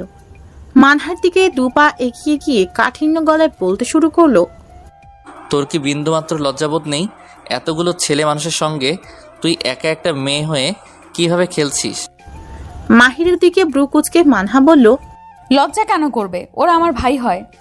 সেটা অন্যরা বুঝবে না। তুই যদি তোর আপন ভাইদের সাথেও খেলিস, তবু ওই পথ দিয়ে চলাচল করা মানুষগুলো বলবে মেম্বার মেয়ে ছেলেপেলে নিয়ে খেলছে, লাজ লজ্জা নেই। তুই ঘরের জিনিস, তাহলে তুই কেন এভাবে বাইরে ঘুরে বেড়াবি? এতে করে যে ফুপার সুনাম নষ্ট হচ্ছে তা কি তুই বুঝতে পারছিস না মানহা? শুধু তাই নয়, আজ যদি কোনো পাত্রপক্ষ আসে তোকে দেখতে, তখন রাস্তায় লোকেরা তাদের সামনে কত কিছু বলবে, কোনো ধারণা আছে তোর? আচ্ছা, তোর যদি এতটাই খেলতে ইচ্ছে হয় তাহলে বাড়ি গিয়ে মিহিকে সঙ্গে নিয়ে খেল, তাহলেই তো হয়। মাহিরের উপর থেকে নজর সরিয়ে অন্যদিকে তাকিয়ে জেদি গলায় বলল, আমি এখানেই খেলবো। কে কি বললো কে কি বললো না তাতে আমার কিছুই যায় আসে না। আমি তো জানতাম তুই ভদ্র ব্যবহার বুঝবি না। ব্যাট হৃদয়ের হাতে দিয়ে বাড়ি যা। উফ, আমি বললাম তো মাহির ভাই খেলা শেষ হলে যাব, তুমি নিজের কাজে যাও। ধমক দিচ্ছিস আমাকে? এক্ষুনি ব্যাট যদি হৃদয়ের হাতে না দিস তো এই ব্যাট দিয়ে তোর মাথায় লাগাবো একটা। আবারও বলছি, ব্যাট দিয়ে ওড়না ঠিক কর মানহা, নয়তো কিন্তু আমার থেকে খারাপ কেউই হবে না বলে দিলাম। আমার সব কিছুতেই কেন তোমার সমস্যা মাহির ভাই? তুই সমস্যা সৃষ্টি করিস বলেই আমার সমস্যা হয়। এই যে ওড়নাটা কোমরে বেঁধে রেখেছিস, এটা কি আসলে এই কাজের জন্যই বানানো হয়েছে? তুই নিজেই বল। হাত থেকে ব্যাটটা মাঠে ফেলে দিয়ে কোমর থেকে ওড়না খুলে গায়ে জড়িয়ে নিল, তবে মাথায় ভালো করে ঘোমটা দেয়নি। মাহির আরেকটু মানহার দিকে এগিয়ে গিয়ে ওড়নাটা ভালো করে মাথায় দিয়ে দিতেই মানহা ন্যাকামো সুরে বলল, তুমি সব সময় আমার সঙ্গে এমন খিটখিটে ব্যবহার করো কেন মাহির ভাই? মুখটা স্বাভাবিক করলো মাহির। আসলেই সে সবসময় মানহার সঙ্গে খিটখিটে ব্যবহার করে। কিছুটা মানহা নিজেই বাধ্য করে, বাকিটা অন্য কোনো কারণে। তবে মাহির একটা কথা যে কোনো পরিস্থিতিতে মাথায় রাখে যে মানহার সঙ্গে নরম গলায় কথা বলা যাবে না। যাই হয়ে যাক না কেন, তবুও মানহার সঙ্গে কাঠিন্য গলায় কথা বলতে হবে। পুনরায় মুখটা গম্ভীর করে বলল, আমাকে এমন আচরণ করতে তুই নিজেই বাধ্য করিস। আচ্ছা মানলাম আমি তোমাকে বাধ্য করি, কিন্তু মাহির ভাই, একজন মানুষের সব দিক তো খারাপ হয় না।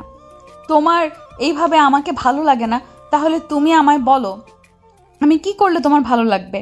আমি নিজেকে কতটা পরিবর্তন করলে তুমি পছন্দ করবে? তুমি যা করতে বলবে আমি তাই করব, তবে দিন শেষে আমাকে তোমার ভালোবাসতে হবে। বুকের ভেতর ধূপ করে উঠল। কিছুটা চিনচিনে ব্যথা অনুভব হলো। মানহাসির সহজ সরল চোখ দুটোর দিকে তাকিয়ে থাকা কঠিন হয়ে যাচ্ছে। মায়াবিনীর উপর থেকে চোখ সরিয়ে অন্যদিকে ঘুরে দাঁড়ালো।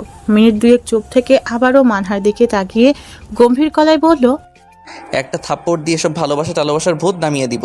এখনো পর্যন্ত স্কুল থেকে বেরিয়ে কলেজের মুখ দেখতে পেল না, আবার এসেছে ভালোবাসার গান শোনাতে।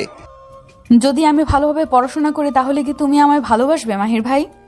সব কিছুর একটা সীমা আছে মানহা, আশা করি তুই সেই সীমা অতিক্রম করবি না। পুরো মাঠ ফাঁকা।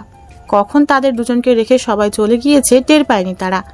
মাহির এক নজরে আশপাশটা দেখে বাড়ির দিকে হাঁটা দিল। পেছন থেকে মানহা চিৎকার করে বলল, পালিয়ে যাচ্ছ মাহির ভাই? আর কত পালাবে তুমি? যেদিন থেকে একটু একটু ভালোবাসা বুঝতে শিখেছি সেদিন থেকেই আমি তোমাকে ভালোবাসার মানুষ হিসেবে গণ্য করেছি, কিন্তু আমি যতবারই তোমার কাছে আমার ভালোবাসা প্রকাশ করেছি তুমি ততবারই পালিয়েছো, এড়িয়ে চলেছো। কেন বলো তো? আমি কি খুব খারাপ মাহির ভাই? আমি ভালো হয়েও দেখেছি, আবার খারাপ হয়েও দেখেছি, তুমি আমাকে পাত্তাই দাও না। মানহার বলা প্রত্যেকটা কথাই কানে পৌঁছেছে, তবুও না শোনার ভান করে বাড়িতে চলে এলো। মানহা মাটির গড়া পুতুলের মতো পলকহীনভাবে দাঁড়িয়ে আছে মাঠের ঠিক মাঝখানটায়, একটুও নড়াচড়া করছে না। তার মনে হয়েছিল একটাবার হলেও মাহির পিছনে ফিরে তাকাবে, কিন্তু সেটা ভুল প্রমাণিত করে মাহির চলে গিয়েছে। যথাসময়ে রুনা এবং মিজান উপস্থিত হয়েছে, তবে তাদের সঙ্গে মানহা নেই। সে একাই বাড়িতে রয়ে গেছে। আজ বাড়িতে মেহমান আসবে বলে বিকালের মধ্যেই টিউশন শেষ করে বাড়িতে ফিরেছে মাহির। মানহা এই বাড়িতে আছে বলে তাদের বাড়িতে যায়নি। এই ঘর ওই ঘর মানহাকে খুঁজতে লাগলো মাহির। কোথাও খুঁজে না পেয়ে সোজা মরিয়মের ঘরে গিয়ে স্পষ্ট ভাষায় প্রশ্ন করলো, দাদি মানহা কোথায়? কপালের উপর হাত রেখে চোখ দুটো বুজিয়েছিলেন মরিয়ম। মাহিরের গলা শুনে কপাল থেকে হাতটা সরিয়ে চোখের পাতা মেলে উত্তর দিলেন, সে সকালে দুটো খেয়ে বাড়ি থেকে গেল, আর তো ফিরল না মেয়েটা। এই ব্যাপারে তুমি ফুপুকে কিছু বলনি? আমি রোহানকে জিজ্ঞেস করেছিলাম, মান্না নাকি দুপুর নাগাদ বাড়ি ফিরেছে, চোখ মুখ লাল ছিল। মিজান অনেক জোরাজোরি করেছে, তবুও আসেনি। জানি না হঠাৎ কি যে হলো। সকাল পর্যন্ত তো সব ঠিকই ছিল। আমি ভেবেছিলাম এখানেই আছে, তাই আর ওদের ওখানে না গিয়ে সোজা বাড়িতে চলে এসেছি। তুই একটু খোঁজ নিয়ে দেখ না দাদু, কি যে হলো মান্না। ও তো কখনো এমন করে না, ও তো শুধু এ বাড়িতে এসে থাকার জন্য পাগল, কিন্তু আজ আর উল্টো। আমি ওকে নিয়ে আসছি, চিন্তা করো না। তুই তো শুধু বকিস, এমনিতেই মনটা হয়তো ভালো নেই, তারপরে তুই গিয়ে খিটমিট ঝগড়া করিস না। ওটা পরিস্থিতির উপর নির্ভর করে দাদি, এক্ষুনি কিছু বলতে পারছি না। এক মুহূর্ত দেরি করলো না মাহির। ঘর থেকে বেরিয়ে এসে কাউকে কিছু না জানিয়েই সাইকেলটা নিয়ে ছুটে গেল। মানহার ঘরের দরজা বন্ধ, ভেতর থেকে কারো সারা শব্দও পাওয়া যাচ্ছে না। কিছুক্ষণ চুপচাপ থেকে বোঝার চেষ্টা করলো ভেতরে কি হচ্ছে। হালকা গুনগুন শব্দ ভেসে আসছে, তবে স্পষ্ট না। হতে পারে ভেতরে মানহা বই পড়ছে। পরক্ষণেই মাহির মনে মনে বলে উঠল, না না, কার সঙ্গে কিসের তুলনা করি? মানহা পড়বে বই, এটা কি আদৌ সম্ভব? হয়তো সকালে সেই ব্যাপারটা নিয়ে মন খারাপ, তাই কাঁদছে। সকল ভাবনা চিন্তা একপাশে রেখে দরজায় টোকা দিল। টোকা দেওয়ার সঙ্গে সঙ্গেই ভিতর থেকে গুনগুন শব্দটা থেমে গেল, তবে কথা বলল না। খানিকক্ষণ বাদে আবারও টোকা দিতেই ভিতর থেকে কান্না ভেজা গলায় মানহা বলল, কে আছে বাইরে? মানহার কান্না ভেজা গলাটা একদম বুকের ভিতর গিয়ে লাগলো। তবুও মাহির স্বাভাবিক গলায় বলল, দরজা খোলো। এখন খুলতে পারবো না।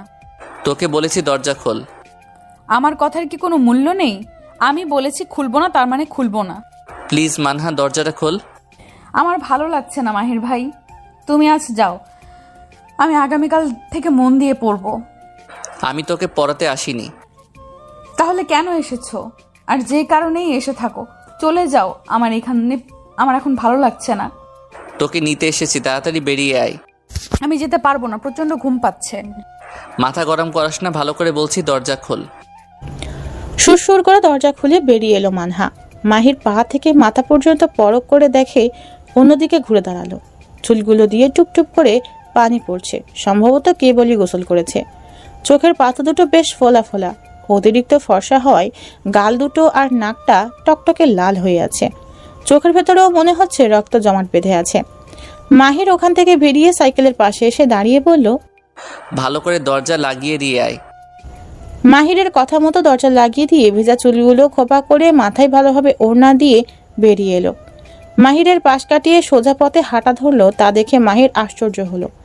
যে মেয়েটা সাইকেলে ওঠার জন্য এত বায়না করে, আজ সে ফিরেও তাকালো না। স্বপ্ন দেখছে নাকি বাস্তব তা জানার জন্য নিজের শরীরে নিজেই চিমটি কেটে বুঝলো এটা বাস্তব। হাঁটতে হাঁটতে বেশ কিছুটা দূরেই চলে গিয়েছে। তড়িঘড়ি করে মাহির সাইকেলে বসে প্যাডেল ঘোরাতে লাগলো। মানহার একদম পাশাপাশি এসে পা থামিয়ে দিল। স্থির হয়ে দাঁড়ালো সাইকেল। মাহির অন্যদিকে তাকিয়ে মানহার উদ্দেশ্যে বলল, সাইকেলে চড়ে বস। আমি হেঁটেই যেতে পারবো। খুব উন্নতি হয়েছে। হতেই পারে। সন্ধ্যা হয়ে যাচ্ছে, তাড়াতাড়ি চল। আমি কি কাউকে যেতে বারণ করেছি? আর একটা কথা খরচ করবি তো তোর? কথাটুকু শেষ করার আগেই মাহিরের কাঁধ ধরে উঠে বসলো। একটা দীর্ঘশ্বাস ছেড়ে পুনরায় প্যাডেল ঘোরাতে লাগলো। পেছনে চঞ্চল সেই মেয়েটি নীরব হয়ে বসে আছে। মুহূর্তে একশো কথা বলা মেয়েটি চুপটি করে রয়েছে। সারাক্ষণ হাসি ঠাট্টা করা মেয়েটি নীরবে চোখের পানি ফেলছে। সাইকেলের প্যাডেল ঘোরানো মানুষটা জানতেও পারল না তার পিছনে থাকা মানুষটা অতি দুঃখে বুক ভাসাচ্ছে। দিন বদলের সঙ্গে সঙ্গে কিছু মানুষ বদলেছে তাদের স্বভাব, কমেছে চঞ্চলতা, ছোটাছুটি, হুড়োহুড়ি। আগামী 7 দিন পর মানহার এসএসসি পরীক্ষা। সেই অনুযায়ী আজই মাহিরের কাছে তার পড়ার শেষ দিন। রোজকার মতোই ঘরদোর গুছিয়ে পরিপাটি হয়ে অপেক্ষা করছে মাহির আসার। জানালা খুলে বাইরের দিকে তাকিয়ে আছে। আকাশটা বুঝি আজ অভিমান করেছে, যখন তখন কাঁদতে শুরু করবে। আকাশের ভাবসাব খারাপ দেখে গ্রামের সব মানুষজন ছোটাছুটি করে শুকোতে দেওয়া ধানগুলো ঘরে নিচ্ছে। কেউ বা আবার বাড়ি ফেরার চিন্তায় আছে। আনমনে সেই সব দেখা যাচ্ছে। মানহা হঠাৎ দরজায় কড়া নাড়ার শব্দে চমকে উঠল সে। চট করে পিছনে ফিরতেই কালো রঙের পাঞ্জাবি পরা মাহিরকে দেখতে পেল। মানহা নড়ে চড়ে ঠিক করে তার জায়গায় বসলো। মাহির হাতা গোটাতে গোটাতে এসে নিজের চেয়ারে বসেই বলল, এভাবে কি দেখছিলি বাইরে? মানহা হাতে বই নিয়ে ছোট্ট সুরে উত্তর দিল, বাইরের অবস্থা দেখছিলাম, বৃষ্টি আসবে হয়তো, তাই সবাই ছুটোছুটি করছে। ঝড় আসতে পারে। আকাশের অবস্থা একদমই ভালো না। আজ হঠাৎ পাঞ্জাবি পরেছেন, কারোর সঙ্গে ঘুরতে যাওয়ার কথা আছে নাকি? হ্যাঁ, তোর ভাবিকে নিয়ে ঘুরতে যাব সন্ধ্যায়। মানহা ছোট করে ও শব্দ করলো, এছাড়া আর একটা কথাও বলল না। অন্য সময় হলে কোমরে ওড়না বেঁধে ঝগড়া করতো, তবে আজ তেমন কিছুই করলো না। মাথা নিচু করে আছে মানহা, এতটা চুপচাপ তাকে মানাচ্ছে না একদম। কেন যেন মাহির মেনে নিতে পারছে না এই নীরবতা। ভেতরে ভেতরে জ্বলে পুড়ে খাক হয়ে যাচ্ছে। আজ বড্ড মনে পড়ছে সেই চঞ্চল মানহাকে। একটু কিছুতেই গায়ে পড়ে ঝগড়া করা, চিৎকার চেঁচামেচি করা, ছুটোছুটি, হুড়োহুড়ি, ছোটদের মতো কথা বলা, হাসি ঠাট্টা, বদমাইশি, সবকিছুই মনে পড়ছে। খুব করে মনে পড়ছে, তবে প্রকাশ করার উপায় নেই। নিরুপায় সে। চোখের সামনে এভাবে একজন মানুষকে বদলে যেতে দেখেও সে কিচ্ছু করতে পারছে না।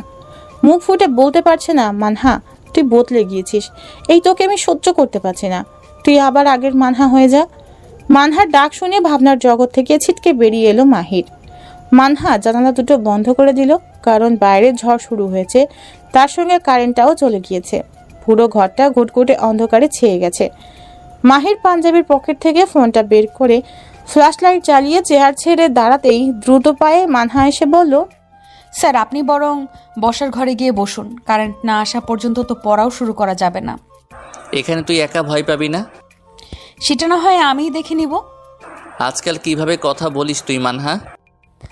আপনি তো চেয়েছিলেন আমি যেন আপনাকে এবং বাকি সবাইকে সম্মান করে চলি। আজ যখন আমি আপনার কথা মতো চলছি, এই তো আমারই দোষ। আমি বলেছিলাম সবাইকে শুধু সম্মান দিয়ে চলতে। আমি কিন্তু মোটেও বলিনি এভাবে নিজেকে পরিবর্তন করে নিতে। সেই একই ব্যাপার। আমাকে কাঠখোট্টা বলতে গিয়ে এবার নিজেই কাঠখোট্টা হয়ে গেলি। ভালো হয়েও দেখেছি, খারাপ হয়েও দেখেছি, কিন্তু না পেরেছি কারো মনের মতো হয়ে উঠতে, আর না পেয়েছি কারো ভালোবাসা। মাহিরকে ঘরে রেখেই হুড়মুড়িয়ে বেরিয়ে গেল মানহা। ছলো ছলো চোখে তার যাওয়ার পানে চেয়ে রইল মাহির। ঝড় এখনো থামেনি, কারেন্টও আসেনি। পুরো বাড়ি অন্ধকার, শুধু বসার ঘরে হালকা মোমবাতির আলো। মিজান, রুনা, মানহা, মাহির সবাই পাশাপাশি বসে আছে। বেশ কিছুক্ষণ সবাই চুপচাপ থাকার পর গলা খাকারি দিয়ে মিজান বলতে শুরু করলেন, আগামীকাল কয়েকজন মানুষ আসবে মানহাকে দেখতে। আমরা ছেলে, তার পরিবার, ঘরদুয়ার সব কিছু দেখেছি এবং পছন্দও হয়েছে। এবার ছেলের পরিবার যদি মানহাকে পছন্দ করে তাহলে বিয়ে ঠিক করে রাখবো। মানহার পরীক্ষা শেষ হলে বিয়ে সম্পন্নও দেব। মানহার মা, তোমাকে বলছি তুমি সব কিছু গুছিয়ে রাখো। আর মাহির, তোমাকে কিন্তু আমাদের সাথে একটু থাকতে হবে বাবা। মোমবাতির আলোয় মানহার মুখটা দেখলো। মুহূর্তের মধ্যেই নোনা পানিতে চোখ দুটো ভরে যাচ্ছে। পরক্ষণে গাল বেয়ে নিচে গড়িয়ে পড়ছে। পানিতে যেন ওঠানামা খেলা করছে মায়াবিনীর চোখ দুটোই। চট করে সোফা থেকে উঠে মিজানের সামনে দাঁড়িয়ে স্বাভাবিক গলায় বলল মানহা। দেখো বাবা, আর যাই করো এই বিয়ে শাদীর ব্যাপারের দিকে যেও না, কারণ আমি আপাতত বিয়ে করতে চাচ্ছি না। আমি আরো পড়াশোনা করতে চাই, আমি নিজের পায়ে দাঁড়াতে চাই। দয়া করে তুমি তাদের এখানে আসতে বারণ করে দাও। এসব কি বলিস মানা? বারণ করে দিব মানে কি? ছেলে অনেক শিক্ষিত, ভালো চাকরি করে, খুব ধনী বংশের ছেলে। তুই একবার দেখ, তোর নিজেরও ভালো লাগবে। কার কি আছে না আছে সেসব আমার দেখার বিষয় না। আমি দেখব আমার কি আছে এবং আমার কতটা যোগ্যতা আছে। ঠিক আছে মা, একটা বার তাদের সঙ্গে কথা বল, তাহলে দেখবি তোর খুব ভালো লাগবে। যেহেতু আমি বিয়ে করতে চাই না, তাহলে তাদের সঙ্গে কথা বলতে যাব কেন আমি? আরে বাবা, তোকে তো আর এখনই বিয়ে করতে বলিনি। তোর হাতে সময় আছে অনেক। আর কে বলছে বিয়ের পর পড়াশোনা করে নিজের পায়ে দাঁড়ানো যায় না? তোর যদি তেমন ইচ্ছে থাকে তাহলে আমি এই ব্যাপারে তাদের সাথে কথা বলে নিব। তুমি আমার দিকটা বুঝতে পারছো না বাবা।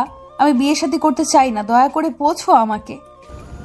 রুনা তার জায়গা থেকে উঠে এসে মানহার পাশে দাঁড়িয়ে তার হাত দুটো ধরে জিজ্ঞেস করলেন, দিন দিন তুই কেন অচেনা মানুষের মতো হয়ে যাচ্ছিস মা? কি হয়েছে তোর? কোনো সমস্যা হলে আমাদের বল, আমরা তোর সমস্যার সমাধান করে দিব। কিছু হয়নি মা, আমি ঠিক আছি। এই ঠিক আছে কথাটার মধ্যে যেন আমি শুনতে পাচ্ছি আমি ঠিক নেই, আমি ভালো নেই। বাবা মায়ের কাছে কখনো কিছু গোপন করতে নেই।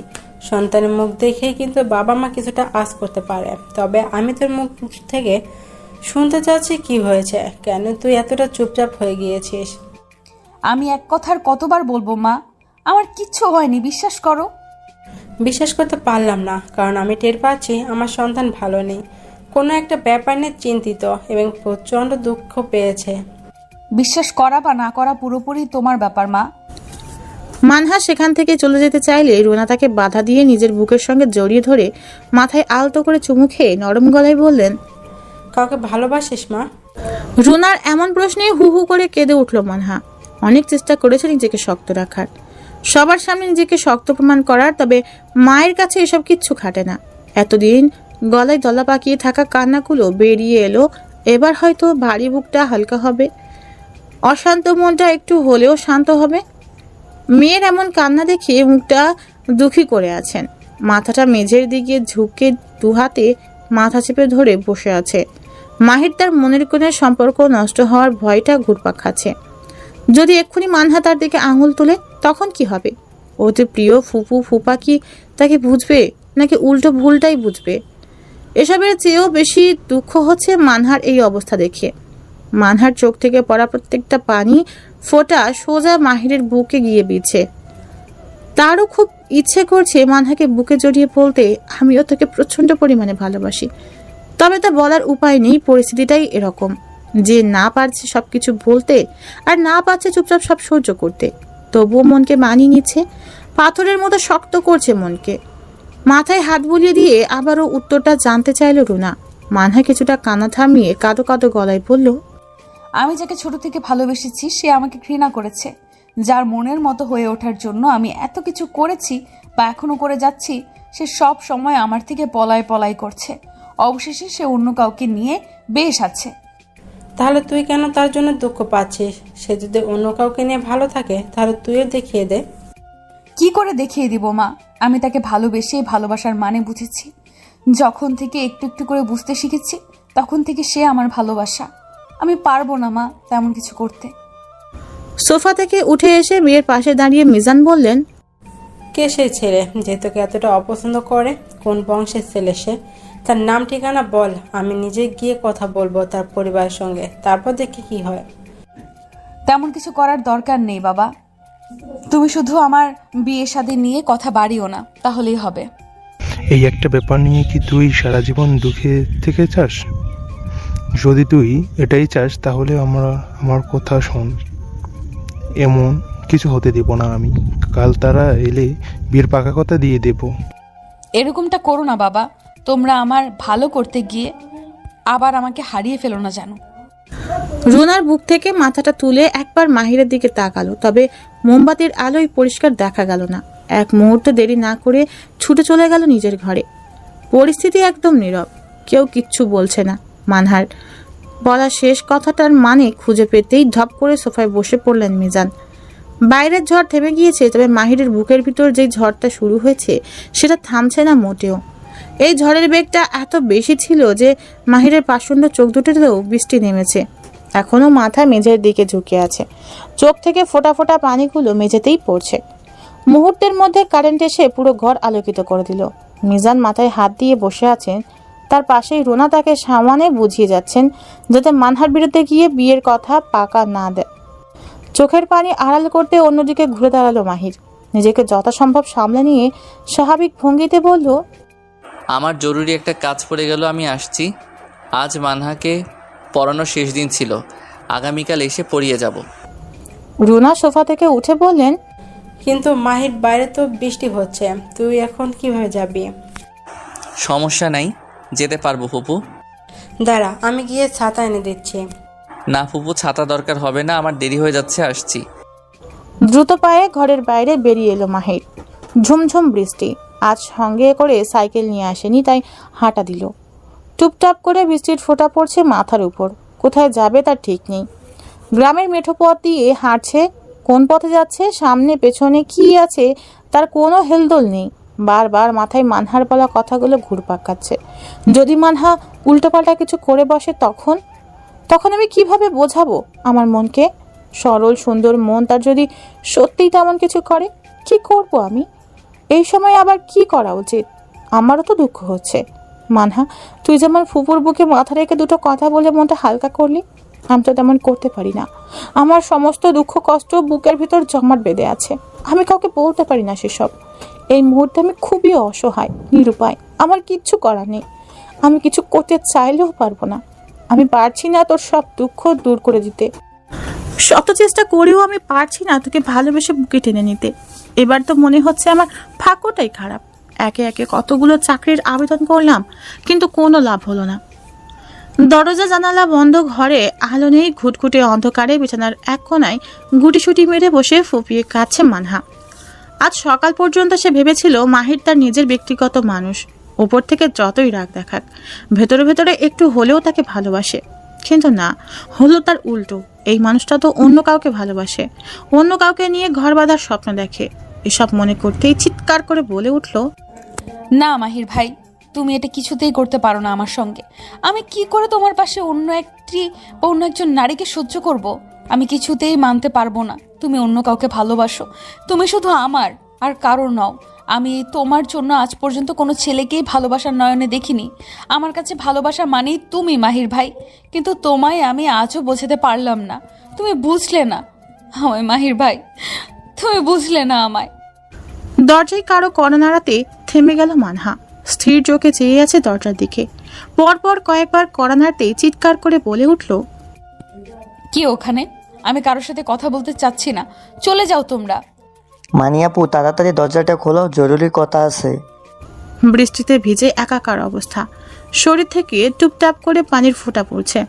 হাত পা বরফের মতো ঠান্ডা হয়ে গেছে, শীতে থরথর করে কাঁপছে হৃদয়। তবুও দরজা খোলার অপেক্ষায় দাঁড়িয়ে আছে। খানিকক্ষণ চুপ থেকে ভিতর থেকে আবারও মানহা উচ্চস্বরে বলল, আমি দরজা খুলবো না। পিচ্ছি, তুই চলে যা, কাল কথা হবে, আপাতত বিরক্ত করিস না।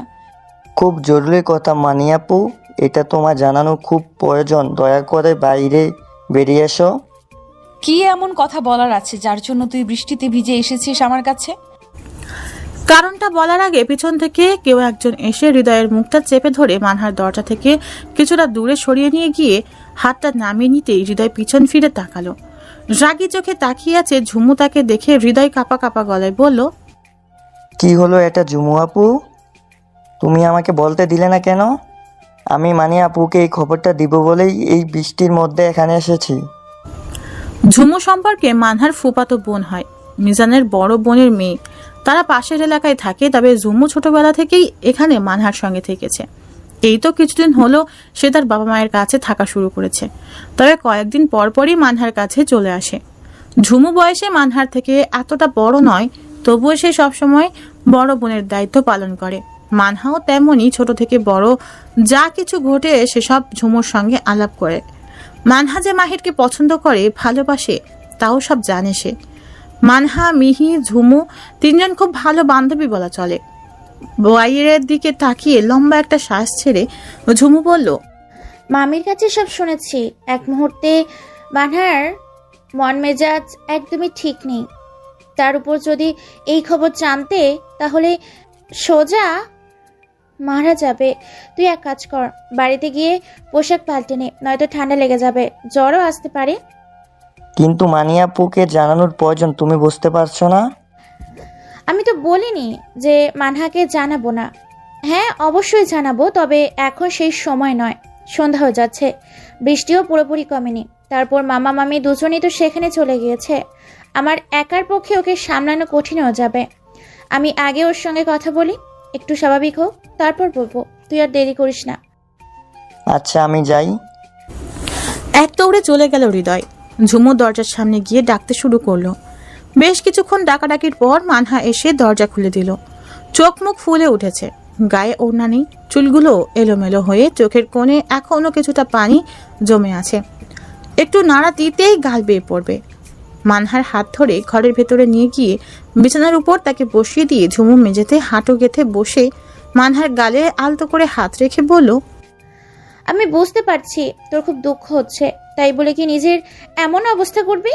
বেশিক্ষণ সময়ও কিন্তু হয়নি, এর মধ্যে নিজেকে এমন পাগলের মতো বানিয়ে রেখেছিস। তুই কি নিশ্চিত মাহির ভাইয়ের আলাদা পছন্দ আছে? হ্যাঁ, তখন যখন আমি তাকে জিজ্ঞেস করলাম পাঞ্জাবি পরেছে কেন, কারোর সঙ্গে ঘুরতে যাওয়ার কথা আছে কিনা, সে উত্তর দিল আমার ভাবির সঙ্গে ঘুরতে যাবে। এখানে আর কি বোঝার বাকি আছে? এছাড়া সে যদি আমাকে ভালোবাসতো তাহলে সেটা বোঝা যেত, কিন্তু তার মধ্যে তেমন কিছুই খুঁজে পাইনি আমি। এমনটা হতে পারে, পরিস্থিতির কারণে তোকে কিছু বলতে পারিনি, তবে ভালোবাসি ঠিকই। না গো আপু, এইরকম হলে একটু আন্দাজ করা যেত। বাদ দে, এসব নিয়ে মন খারাপ করে থাকিস না। তুমি বলছো আপু বাদ দিতে? সবকিছু জানার পরেও কিভাবে বলতে পারো? কান্নাকাটি করিস না, মাথা ঠান্ডা কর আর মনকে শক্ত কর। আমার কিছু ভালো লাগছে না, খুব অস্থির লাগছে। একটু বিশ্রাম নে, তাহলে ভালো লাগবে। ঝুমু দাঁড়িয়ে মানহাকে বিছানায় শুইয়ে দিয়ে পাশে বসে মাথায় হাত বুলিয়ে দিচ্ছে। চোখের পাতা দুটো বুজে ছোট সুরে মানহা শুধালো, মাহির ভাই কি চলে গিয়েছে? সামান্য প্রশ্ন করতেই নড়ে চড়ে উঠল ঝুমু। উত্তর না দিয়ে চুপ রইল।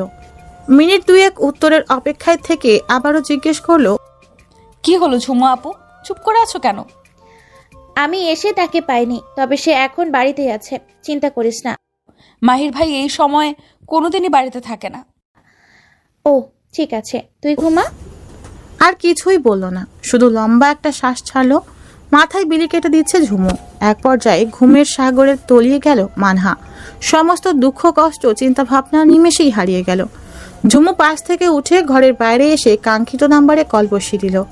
কয়েকবার রিং হতেই রিসিভ হলো, তবে ঝুমুকে কিছু বলতে না দিয়েই ওপাশের মানুষটা বললেন, এদিকে অবস্থা খুবই খারাপ, তুমি মাহানকে সামলে রেখো। আর হ্যাঁ, ভুলেও যেন আজ কিছু জানতে না পারে, সেদিকে নজর রেখো। আমি ব্যস্ত আছি, পরে কথা হবে। কেটে গেল কল। ঝুমুকে কিছু বলার সুযোগই দিল না। কান থেকে ফোনটা নামিয়ে আকাশের দিকে তাকালো। বৃষ্টি কমেছে, তবে একটু পরপরই শীতল হাওয়া এসে পুরো শরীর ঠান্ডা করে দিয়ে যাচ্ছে। মাথার মধ্যে বেশ কিছু দুশ্চিন্তা ঘুরপাক খাচ্ছে, যদি কোনো অঘটন ঘটে যায়। বারবার মনকে সান্ত্বনা দিচ্ছে ঝুমু, কিন্তু সেখানেই দাঁড়িয়ে থাকার পর মানহার কথা মনে পড়তেই ছুটে চলে এলো ঘরে। মানহা ওঠেনি, চুপচাপ তার পাশে গিয়ে শুয়ে পড়ল। খুবই ভয়াবহ অবস্থা। কেবিনের ভিতরে পা রাখার সাহস জোগাতে পারছে না মানহা। দরজার সামান্য ফাঁক দিয়ে ভিতরের মানুষটার এমন মর্মান্তিক অবস্থা দেখে থেমে গেল। পায়ে একদমই জোর নেই সামনে আগানোর। পুরো শরীর থরথর করে কাঁপছে। নিজের শরীর নিয়ন্ত্রণ করতে পারছে না, বারবার হেলে দুলে ঝুমুর গায়ে পড়ে যাচ্ছে। চোখের পাতা দুটো কেবিনের ভিতরে বেডে সাদা ব্যান্ডেজে মোড়ানো মানুষটার দিকে স্থির রয়েছে, চাইলেও চোখ সরাতে পারছে না। সমানে গাল বেয়ে টুপটাপ করে মেঝেতে পানি পড়ছে। মিনিট পাঁচেক বাদেই কিছু ঔষধের প্যাকেট হাতে দৌড়ে এলো মিন্টু মুখটা। বেশ চিন্তিত চোখ দুটো স্পষ্ট বলে দিচ্ছে যে রাতে ঘুমায়নি। ঔষধের প্যাকেটগুলো ঝুমুর হাতে দিয়ে মানহাকে দু হাতে শক্ত করে ধরে কেবিনের ভিতরে নিয়ে যেতে লাগলো। বেডের পাশে গিয়ে দাঁড় করিয়ে দিল মানহা। একটু নিচের দিকে ঝুঁকিয়ে খুব কাছ থেকে মুখটা দেখলো। গাল দুটো, কপাল, নাক জখমের মতো হয়ে আছে, মুখমণ্ডল ছাড়া পুরো শরীর ব্যান্ডেজ করা। নরম হাত দুটো নিয়ে আলতোভাবে গাল দুটো ধরে হু হু করে কেঁদে বলল, এটা কি হয়ে গেল তোমার মাহির ভাই? কিভাবে হলো এমনটা? তুমি আমার উপর রাগ করে এইসব করেছো? আমি তোমায় ভালোবাসার কথা বলি বলেই তুমি এই অবস্থা করলে নিজের। আর কখনো আমি ভালোবাসার কথা বলবো না মাহির ভাই, আর কখনো তোমায় বিরক্ত করবো না। সত্যি বলছি আমি। তুমি এইভাবে শুয়ে কেন আছো? ওঠো না তাড়াতাড়ি। ও মাহির ভাই ওঠো। তুমি কিন্তু আজকে আমাকে পড়াতে চেয়েছো, আর মাত্র 6 দিন পর আমার পরীক্ষা। এই সময় তুমি এইভাবে শুয়ে থাকতে পারো না। আমি কিন্তু তোমায় ছাড়া পরীক্ষা দিতে যাব না বলে দিলাম। উঠছো না কেন তুমি? আমার কথার কি কোনো গুরুত্ব নেই তোমার কাছে? একটু ওঠো দয়া করে, একটু ওঠো না মাহির ভাই। মানহার যাকে সাড়া দিল না মাহির, নিষ্ঠুরতার প্রমাণ দিল সে। তবুও মানহা মনের কোণে একটুখানি আশা নিয়ে অপেক্ষা করছে। হয়তোবা মাহির চোখ মিলে তার দিকে তাকাবে আর বলবে, কাঁদিস না মানহা, আমি ঠিক আছি। ক্ষণে ক্ষণে কান্নার আওয়াজ বেড়ে যাচ্ছে, তাই মানহাকে বেডের কাছ থেকে একটু দূরে সরে বসালো। ঝুমুর কাঁধে মাথা রেখে অনবরত কেঁদে যাচ্ছে। মিন্টু মাথায় হাত বুলিয়ে দিয়ে মুখটা দুঃখী করে ঝুমুর উদ্দেশ্যে বলল, এই জন্য আমি কাল রাতে তোমায় বলেছিলাম মানহা যেন না জানে। আমি জানতাম মাহিরের এই অবস্থা দেখে নিজেকে ঠিক রাখতে পারবে না, খুবই ভেঙে পড়বে। আর হয়েছেও কিন্তু সেটাই। আমি নিজে থেকে কিচ্ছু বলিনি ওকে। মামা মামি ভোর রাতে বাড়ি ফিরে মাহির ভাইকে নিয়ে কথা বলছিলেন। সেই সময় মাহনা জানতে পারে আর এখানে আসার জন্য অস্থির হয়ে পড়ে। কোনো মতে সামলিয়ে ভোরের আলো ফুটতেই হার পারলাম না আটকাতে। মেয়েটা প্রচণ্ড পরিমাণে ভালোবাসে মাহিরকে, এটাই তার প্রমাণ। তুমি একটা জিনিস খেয়াল করছো? মাত্র এই কয়দিনের ব্যবধানে কতটা বদলে গিয়েছে মেয়েটা। আমাদের মাহনা কি এমন দেখতে ছিল তুমি বলো? গতকাল সকালে খাবার খেয়েছে, এই যে আজ আবার সকাল হলো। গতকাল দুপুর থেকেই কান্নাকাটি শুরু করেছে, শুধু রাতে একটু ঘুমিয়েছে, তাও আবার কিছুক্ষণ পরপর চমকে উঠেছে ঘুমের ঘোরে, কাঁদছেও অনেক। কি বলবো বলো, আল্লাহ কখনকার কি করে তা বুঝতে পারা মুশকিল। হ্যাঁ ঠিকই বলেছ। আচ্ছা মাহির ভাইয়ের কি জ্ঞান ফেরেনি একবারও?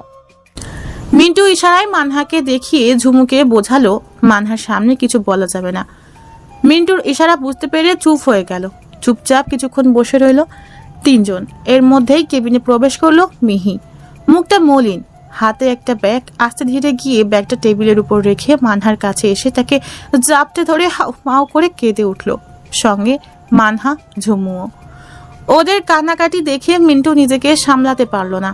তার ভেতরে একদম তুমড়ে মুচড়ে যাচ্ছে, তবে সে প্রকাশ করতে পারছে না, কারণ সে ভেঙে পড়লে বাকিদের সামলানো কঠিন হবে। এই মুহূর্তে তাকে শক্ত থাকতে হবে, যে কোনো সময় খারাপ কিছু হয়ে যেতে পারে। দেয়ালে পিঠ ঠেকিয়ে প্রাণপ্রিয় বন্ধুর দিকে তাকাতেই গাল বেয়ে 2 ফোঁটা পানি গড়িয়ে পড়ল।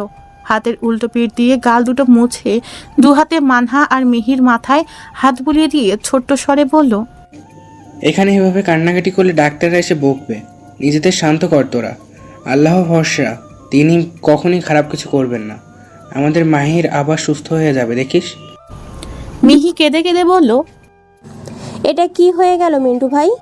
এদিকে ভাইয়ার এমন অবস্থা, ওইদিকে মা আর দাদি, তাদের অবস্থা বেশি একটা ভালো না। কি করব আমি? আল্লাহ আমাদের কি পরীক্ষা নিচ্ছে, আমি কি করে সামলাবো সব দিক?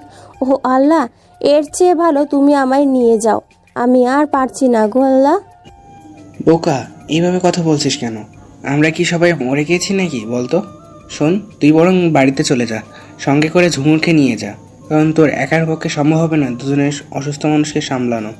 এদিকটা আমি আর মানহা দেখে নিব। এছাড়া মেম্বার চাচা তো আছেই, তুই একদম ভাবিস না। ঝুমু, কি যাবি আমার সঙ্গে? কেন যাব না? আজ তাদের খারাপ সময় যদি পাশে না থাকি, কাল যখন আমার খারাপ সময় আসবে তখন কি তোরা থাকবি আমার পাশে? দেখ, যা কিছু হয়েছে এসবে আমাদের কোনো হাত ছিল না। আল্লাহ চেয়েছেন বলেই এই ঘটনা ঘটেছে। এবার আল্লাহ ভরসা, তিনি নিশ্চিত সবকিছু ঠিক করে দিবেন। চল তাহলে মিন্টু ভাই, তুমি আর মানহা খেয়ে নিও। মানহাকে একটু দেখে রেখো। এ সময় ওর আশেপাশে আমি থাকতে পারলে ভালো হতো, কিন্তু এদিকটা তো সামাল দিতে হবে। চিন্তা করিস না, আমি আছি, তোরা যা জলদি। মানহাকে ছেড়ে দিয়ে বেডের দিকে পা বাড়ালো। পিছন থেকে ঝুমু গিয়ে শক্ত করে মিহির হাত চেপে ধরে কেবিন থেকে বেরিয়ে গেল। কারণ ঝুমুর বুঝতে পেরেছিল মাহিরের কাছে গিয়ে চিৎকার করে কাঁদবে, আর সেটা মাহিরের জন্য মোটেও ভালো হবে না। মাথা নিচের দিকে ঝুঁকে বসে আছে মানহা। বৃষ্টির ফোঁটার মতো টুপটাপ করে পানি পড়ছে চোখ থেকে। মিন্টু এসে পাশেই বসলো। মাথা নিচু থাকা অবস্থায় জিজ্ঞেস করলো, এগুলো কি করে হলো মিন্টু ভাই? মিন্টু লম্বা শ্বাস ছেড়ে বলতে শুরু করলো, ঠিক কি কি হয়েছে সেসব আমি জানি না, তবে মেম্বার চাচা আর চাচি গত রাতে বলেছেন দুপুরের পর ঝড় যখন থেমে যায়, গুড়ি গুড়ি বৃষ্টি পড়ছিল, তখন মাহির তোদের বাড়ি থেকে বেরোয় আর গ্রামের পথ ধরে সোজা মেন রোডে গিয়ে ওঠে। এর মধ্যে কিছু চেনা পরিচিত মানুষ মাহিরকে দেখতে পায়, এমনকি তারা জিজ্ঞেস করে এভাবে বৃষ্টিতে ভিজে কোথায় যাচ্ছে, কিন্তু মাহির কোনো উত্তর দেয়নি।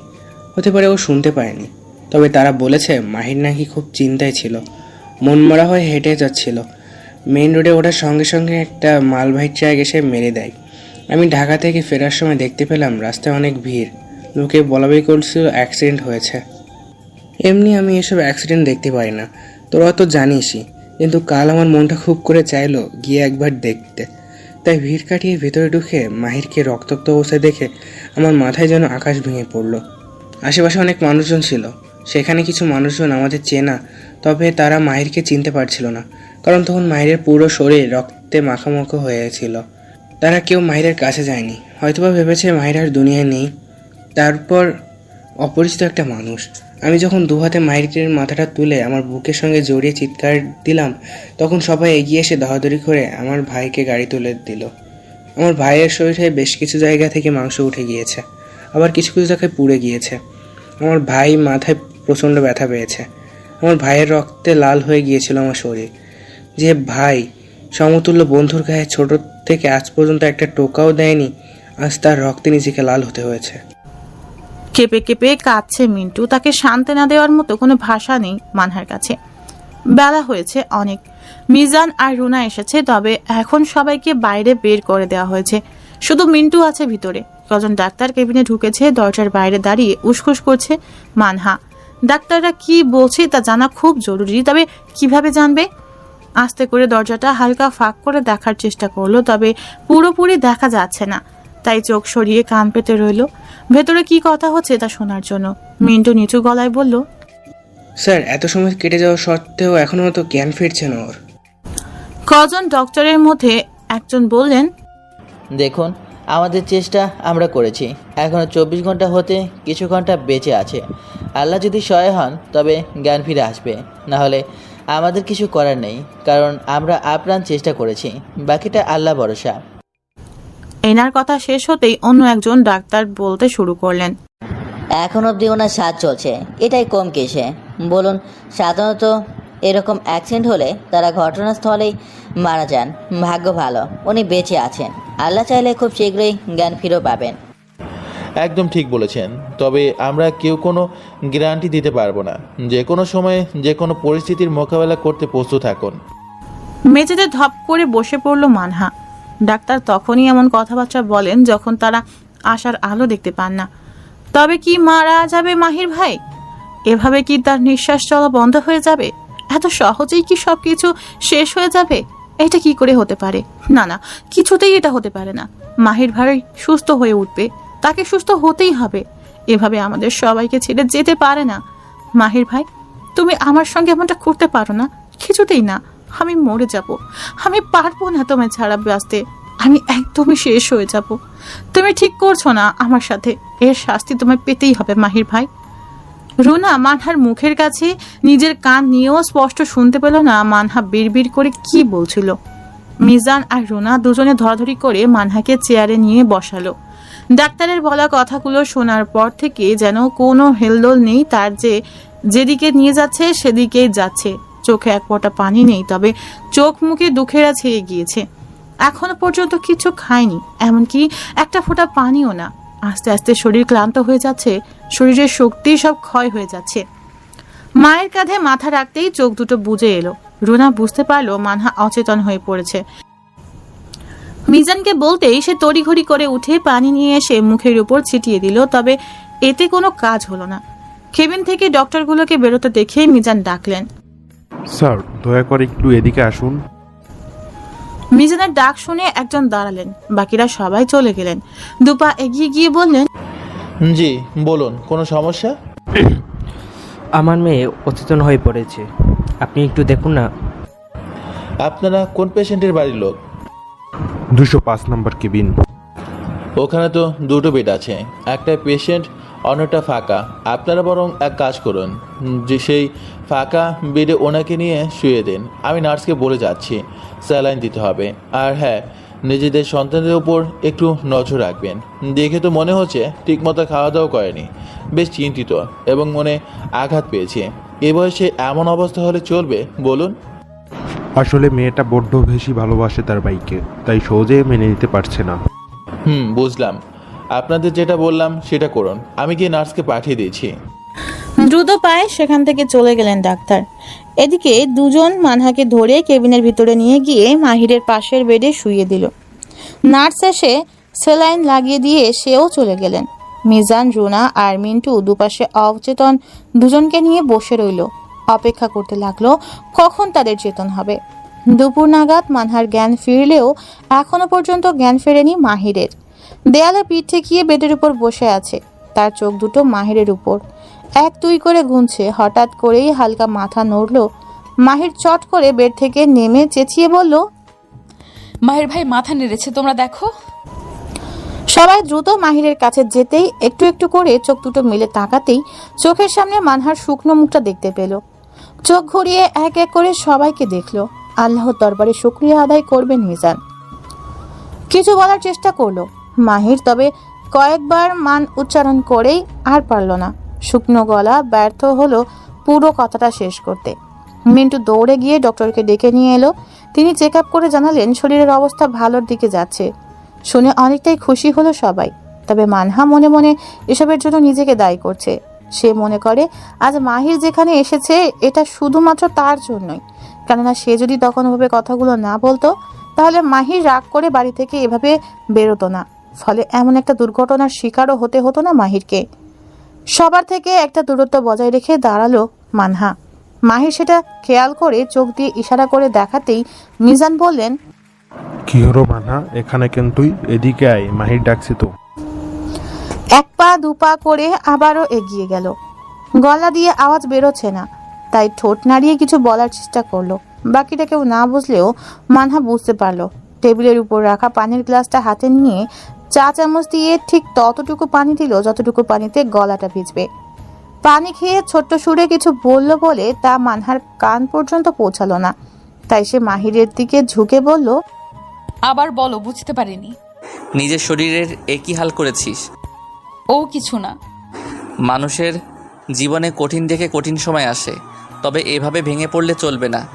যে কোনো পরিস্থিতিতে শক্ত থাকতে হবে এবং নিজের যত্ন নিতে হবে। শুরু হলো উপদেশ দেওয়া। তাহলে মন থেকে দোয়া করো যাতে আজকের পর থেকে আর কখনো উপদেশ শুনতে না হয়। বাজে কথা কম বললে খুশি হব। তোর তো পরীক্ষা, তাহলে এখানে কি করিস? আমি ঠিক আছি, এবার তুই বাড়ি গিয়ে পড়তে বস যা। জীবনে পড়া ছাড়া আরো অনেক কিছু আছে। এই যে 2 বছর ধরে একই ক্লাসে পড়ছি, কোথায় পড়া তো হারিয়ে যায়নি। যদি এ বছরও ফেল করি তাহলে আগামী বছরে আবার পরীক্ষা দিতে পারবো। কিন্তু আজ যদি কেউ একজন হারিয়ে যেত, তাকে আগামী বছরে কেন কোনো বছরেই খুঁজে পেতাম না। একদিনই দেখি খুব বুদ্ধি বেড়েছে, এবার তুই পাস করবি আমি নিশ্চয়তা দিয়ে বলছি। মাথা করব আমার। বাড়িতে যা, আমি এখন ঘুমাবো। আমি কি একবারও তোমাকে ঘুমোতে বারণ করেছি? এখন ঝগড়া করতে ভালো লাগছে না রে। তো মিন্টুকে গিয়ে বল বাড়িতে সবাইকে জানিয়ে দিতে, নয়তো মা, দাদি, মিহি খুব দুশ্চিন্তা করবে। মিন্টু ভাই গিয়েছে কথা বলতে, তুমি চুপচাপ ঘুমাও, আমি আছি পাশেই। পাশে থাকার জন্য অনেক মানুষ আছে, তুই যা এখান থেকে। যাব না আমি। 100 বার যাবি। এটা কি তোমার দাদার হসপিটাল যে এখানে আমাকে থাকতে দিবে না? আমার দাদার হলে তো এখানে তোরও অধিকার আছে, কারণ তোর নানাই তো হলো আমার দাদা। যাই হোক, বাড়িতে গিয়ে গোসল করে খেয়ে দিয়ে আবার আসিস, তবু এখন যা। আমি এখানে থাকলে তোমার খুব অসুবিধা হবে, তাই বারবার বাড়ি চলে যেতে বলছো, তাই না মাহির ভাই? হ্যাঁ, তোকে আমার একদমই সহ্য হচ্ছে না। ঠিক আছে, যাচ্ছি তাহলে। রুনাকে বলে হুড়মুড়িয়ে বেরিয়ে গেল মানহা। দুর্বল চোখে সেদিকে তাকিয়ে রইল মাহির। মেয়ের এমন কাজে অবাক হলো রুনা। একটু আগে যে মানুষটার জ্ঞান ফিরছিল না বলে এত কিছু করলো, আর এখন যখন জ্ঞান ফিরেছে সবার আগে সে নিজেই চলে গেল। কিছু বুঝতে না পেরে মাহিরের কাছে গিয়ে বসে মুখটা বুলিয়ে দিয়ে বললেন, এখন কি শরীরটা আগে থেকে একটু ভালো লাগে বাবা? হ্যাঁ ফুপু, অনেকটাই ভালো লাগছে। আল্লাহ রহমত করেছেন, আল্লাহ আমার বাবার প্রাণ ভিক্ষা দিয়েছে। তুমি বাড়িতে যাও ফুপু, সঙ্গে করে ফুপাকেও নিয়েও যাও। আমি একদম ঠিক আছি এখন। যাবো একটু পরে। দেখ না, মানহা শুধু বলল বাড়ি যাচ্ছি, আর কিছু না বলে চলে গেল। আমি বলেছি যেতে। ঠিক আছে, তুই আরাম কর, আমরা বাইরে গিয়ে বসি। কপালে একটা চুমু দিয়ে মাহিরের কাছ থেকে উঠে বাইরে চলে এলো। মিজান আর মিন্টু ডক্টরের সাথে কথা বলতে গিয়েছে। এদিকে রুনা একা একা চেয়ারে বসে কিছু অঙ্ক মেলাচ্ছে। বেশ কয়েকদিন ধরেই মাথার মধ্যে কিছু প্রশ্ন ঘুরপাক খাচ্ছে, তবে সঠিক উত্তর খুঁজে পাচ্ছেন না। আজ আবার চেষ্টা করলেন, তবে সঠিকভাবে কোনো উত্তরই বের করতে পারলেন না তিনি। 6 দিন গত হলো, আস্তে ধীরে অনেকটাই সুস্থ হয়েছে মাহির। এই 6 দিন মাহিরকে নিজের কাজ ছাড়া করেনি মানহা। দিন রাত 24 ঘন্টাই পাশে থেকেছে। কখন কি প্রয়োজন সে সমস্ত খেয়াল রেখেছে। আজ মাহিরের শরীর থেকে ব্যান্ডেজ খোলা হবে, সেই সাথে আজ মানহার প্রথম পরীক্ষা। ভোরবেলা ঘুম থেকে ডেকে তুলেছে মাহির, যাতে পরীক্ষায় যাওয়ার আগে তার একটু পড়তে পারে। পাশের বেডে বসে বসে পড়ছে মানহা, আর সেই দৃশ্য দেখতে ব্যস্ত মাহির। এর মধ্যে একদিন মারজান এসেছিলেন ছেলেকে দেখতে। নিজের অসুস্থ শরীর, তবুও এক নজর ছেলের মুখটা দেখার জন্য ব্যাকুল হয়ে পড়েছিলেন। অবশ্য মরিয়মের খুব ইচ্ছে ছিল, তবে শরীরে পর্যাপ্ত পরিমাণের শক্তি নেই। আস্তে আস্তে অবস্থা খারাপের দিকে যাচ্ছে। রোজ মিহি এসে অনেকটা সময় কাটিয়ে যায় ভাইয়ের সাথে। মিন্টু 2 দিন হলো ঢাকাতে গিয়েছে কোনো জরুরি কাজে। ঝুমু এসে 2 দিন মানহার সাথে এখানেই ছিল। রোজ সকালে, দুপুরে এবং রাতে খাবার নিয়ে আসেন মিজান। কিছুটা সময় মাহিরের কাছে বসে কথাবার্তা বলে চলে যান। তবে মানহা এখানে থাকা নিয়ে তার বিন্দুমাত্র আপত্তি থাকলেও রুনা মানিয়ে নেন সেটা। বলা চলে মায়ের জন্যই মানহা তার প্রিয় মানুষের পাশে থাকতে পারছে। মানহা পড়া থামিয়ে চুপচাপ বসে আছে, সেটা দেখে মাহির ছোট্ট সুরে ডাকলো, মানহা। মাহিরের ডাক শোনা মাত্রই হাত থেকে বইটা বেডের উপর রেখে চট করে তার কাছে গিয়ে বলল, হ্যাঁ বলো মাহির ভাই, কিছু লাগবে? না, কিছু লাগবে না। তবে ডাকলে যে? এখানে থাকতে তোর বিরক্ত লাগছে না? ঠিক মতো ঘুমাতে পারছিস না, একটু বিশ্রাম নিতে পারছিস না? আর পড়াশোনার কথা তো বাদই দিলাম। এই কয়দিন তো শুনলি না আমার কথা। না হয় আজ শোন, তুই বাড়ি চলে যা। তোর পরীক্ষা শেষ হতে হতে আমি ছুটি দিয়ে দিবে। তুই বরং একদিন পরপর এসে আমাকে দেখে যাস। এসব ফালতু মার্কা কথাবার্তা শোনার সময় নেই আমার, বুঝলে?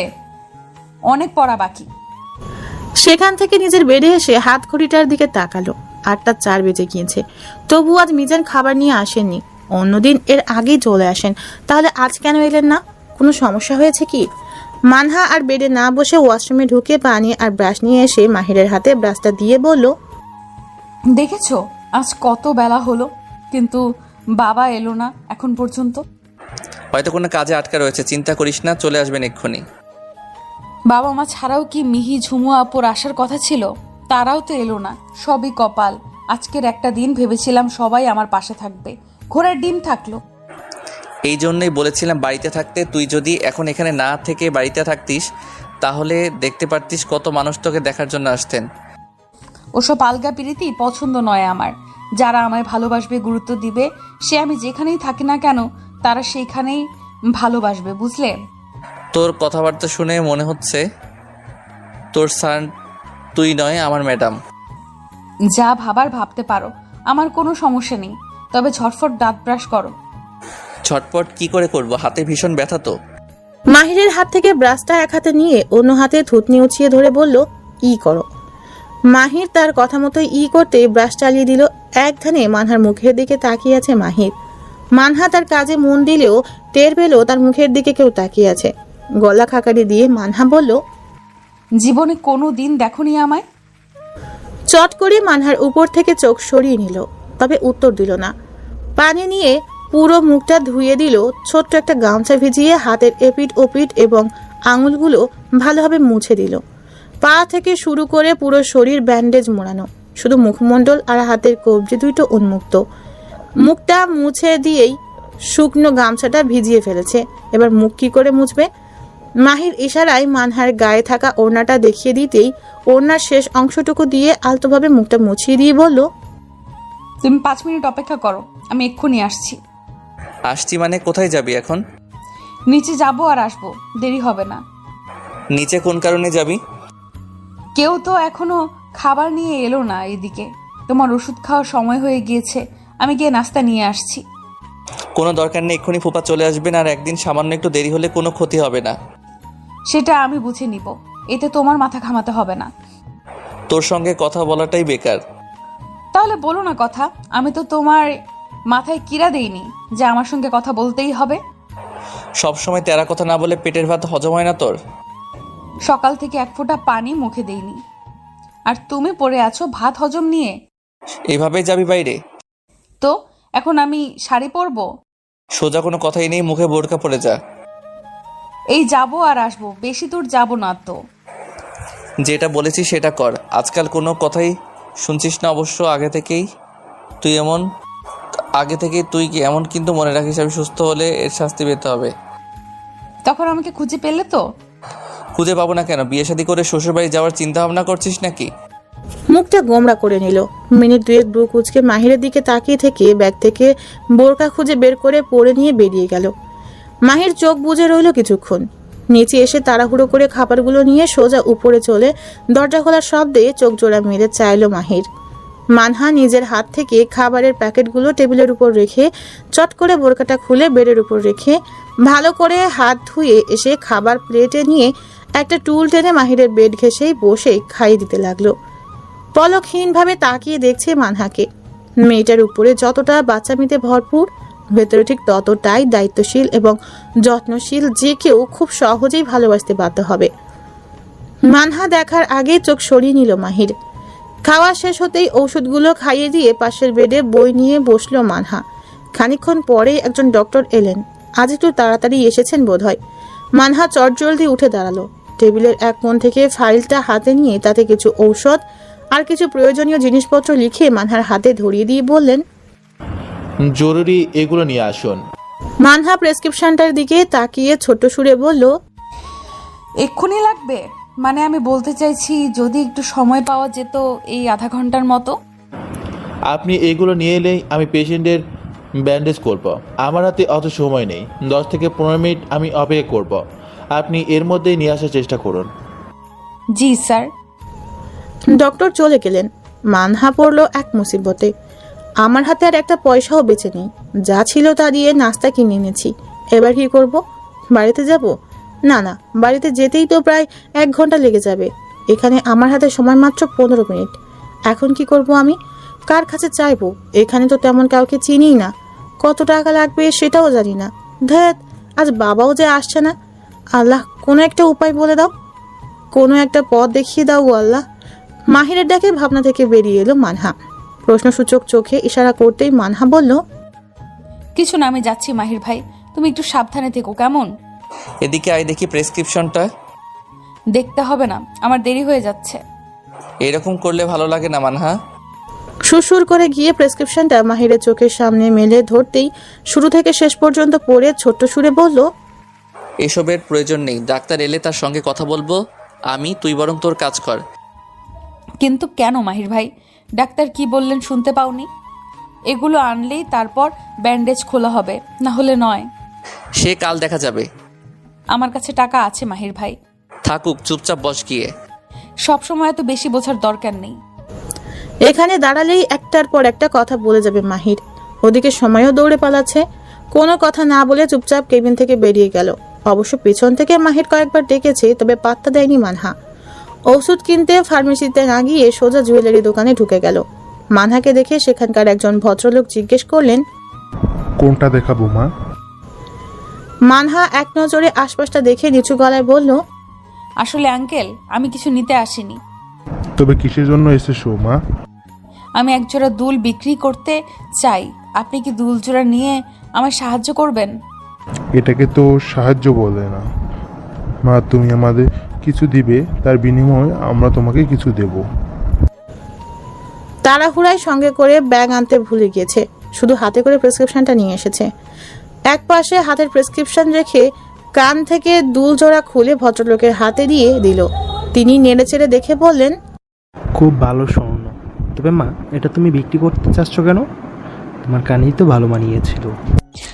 আসলে আঙ্কেল, রাস্তার ওপাশে যে হসপিটালটা আছে সেখানে আমার পরিবারের একজন ভর্তি রয়েছে, তাই এই এক্ষুনি কিছু ওষুধ লাগবে, কিন্তু আমার হাতে একটা পয়সা নেই যে ওষুধগুলো কিনবো। ওইদিকে আমার বাড়ি থেকেও এখনো পর্যন্ত কেউ আসেননি। ডাক্তার বলেছেন জরুরি প্রয়োজন, তাই এই মুহূর্তে বাড়ি যাওয়া সম্ভব না, বা বাড়ি থেকে কেউ আসা পর্যন্ত অপেক্ষা করাও অসম্ভব। খুব ভালো এবং বুদ্ধিমতী মেয়ে তুমি বাবা। জানি না হসপিটালের বেডে কে শুয়ে আছে, তবে যেই থাকুক না কেন খুবই ভালো কপাল, কারণ তোমার মতো একজন মানুষ আছে তার পাশে, যে কিনা তার বিপদে শখের জিনিসগুলো বিক্রি করে দিল। তুমি আমার মেয়ের বয়সী, তাই আমার উচিত ছিল তোমার সাহায্য করার, কিন্তু কী করবো মা, আমি তো এখানে সামান্য কর্মচারী। তবে চেষ্টা করব কানের দুল জোড়া এভাবে রাখতে। এর মধ্যে যদি তুমি টাকা নিয়ে আসতে পারো তাহলে দুল আবার তোমার কানে উঠবে। তেমন কিছু হয়তো হবে না আঙ্কেল, আপনি বরং বিক্রি করেই দিয়েন। লোকটি দুল মেপে 30,000 টাকা মানহার হাতে দিয়ে বললেন, নেও মা, তোমাকে একটু ঠকাইনি। অসংখ্য ধন্যবাদ আঙ্কেল। লোকটি মুচকি হাসলো। তার কথা মতো কিছু টাকা আলাদা করে রেখে তাকে সালাম দিয়ে বেরিয়ে গেল। ফার্মেসিতে গিয়ে প্রেসক্রিপশনটা দিয়ে দিতেই সেটা মিলিয়ে ঔষধগুলো প্যাকেট করে দিল। দাম হলো 8,700 টাকা। ঔষধগুলো নিয়ে টাকা বুঝিয়ে দিয়ে দ্রুত হাঁটতে শুরু করলো। কাউন্টারে এসে দেখতে পেল ডক্টর এখনো বসে আছেন। শুধু বসে আছেন বললে ভুল হবে, কারণ তিনি কিছু লেখালেখি করছেন। মানহা দুপা এগিয়ে গিয়ে বলল, স্যার, এনেছি সবকিছু। ফাইল থেকে মাথা তুলে মানহার দিকে তাকিয়ে বললেন, ঠিক আছে, আপনি যান, আমি আসছি। এই যে ভাইরা আপুরা, কোথায় যেতেছেন? ভিডিও দেখেই চলে যাবেন সেটা তো হবে না, আমাদের চ্যানেলটা সাবস্ক্রাইব করতে হবে। তো তাড়াতাড়ি আমাদের চ্যানেলটা সাবস্ক্রাইব করুন আর নেক্সট পার্টের জন্য অপেক্ষা করুন।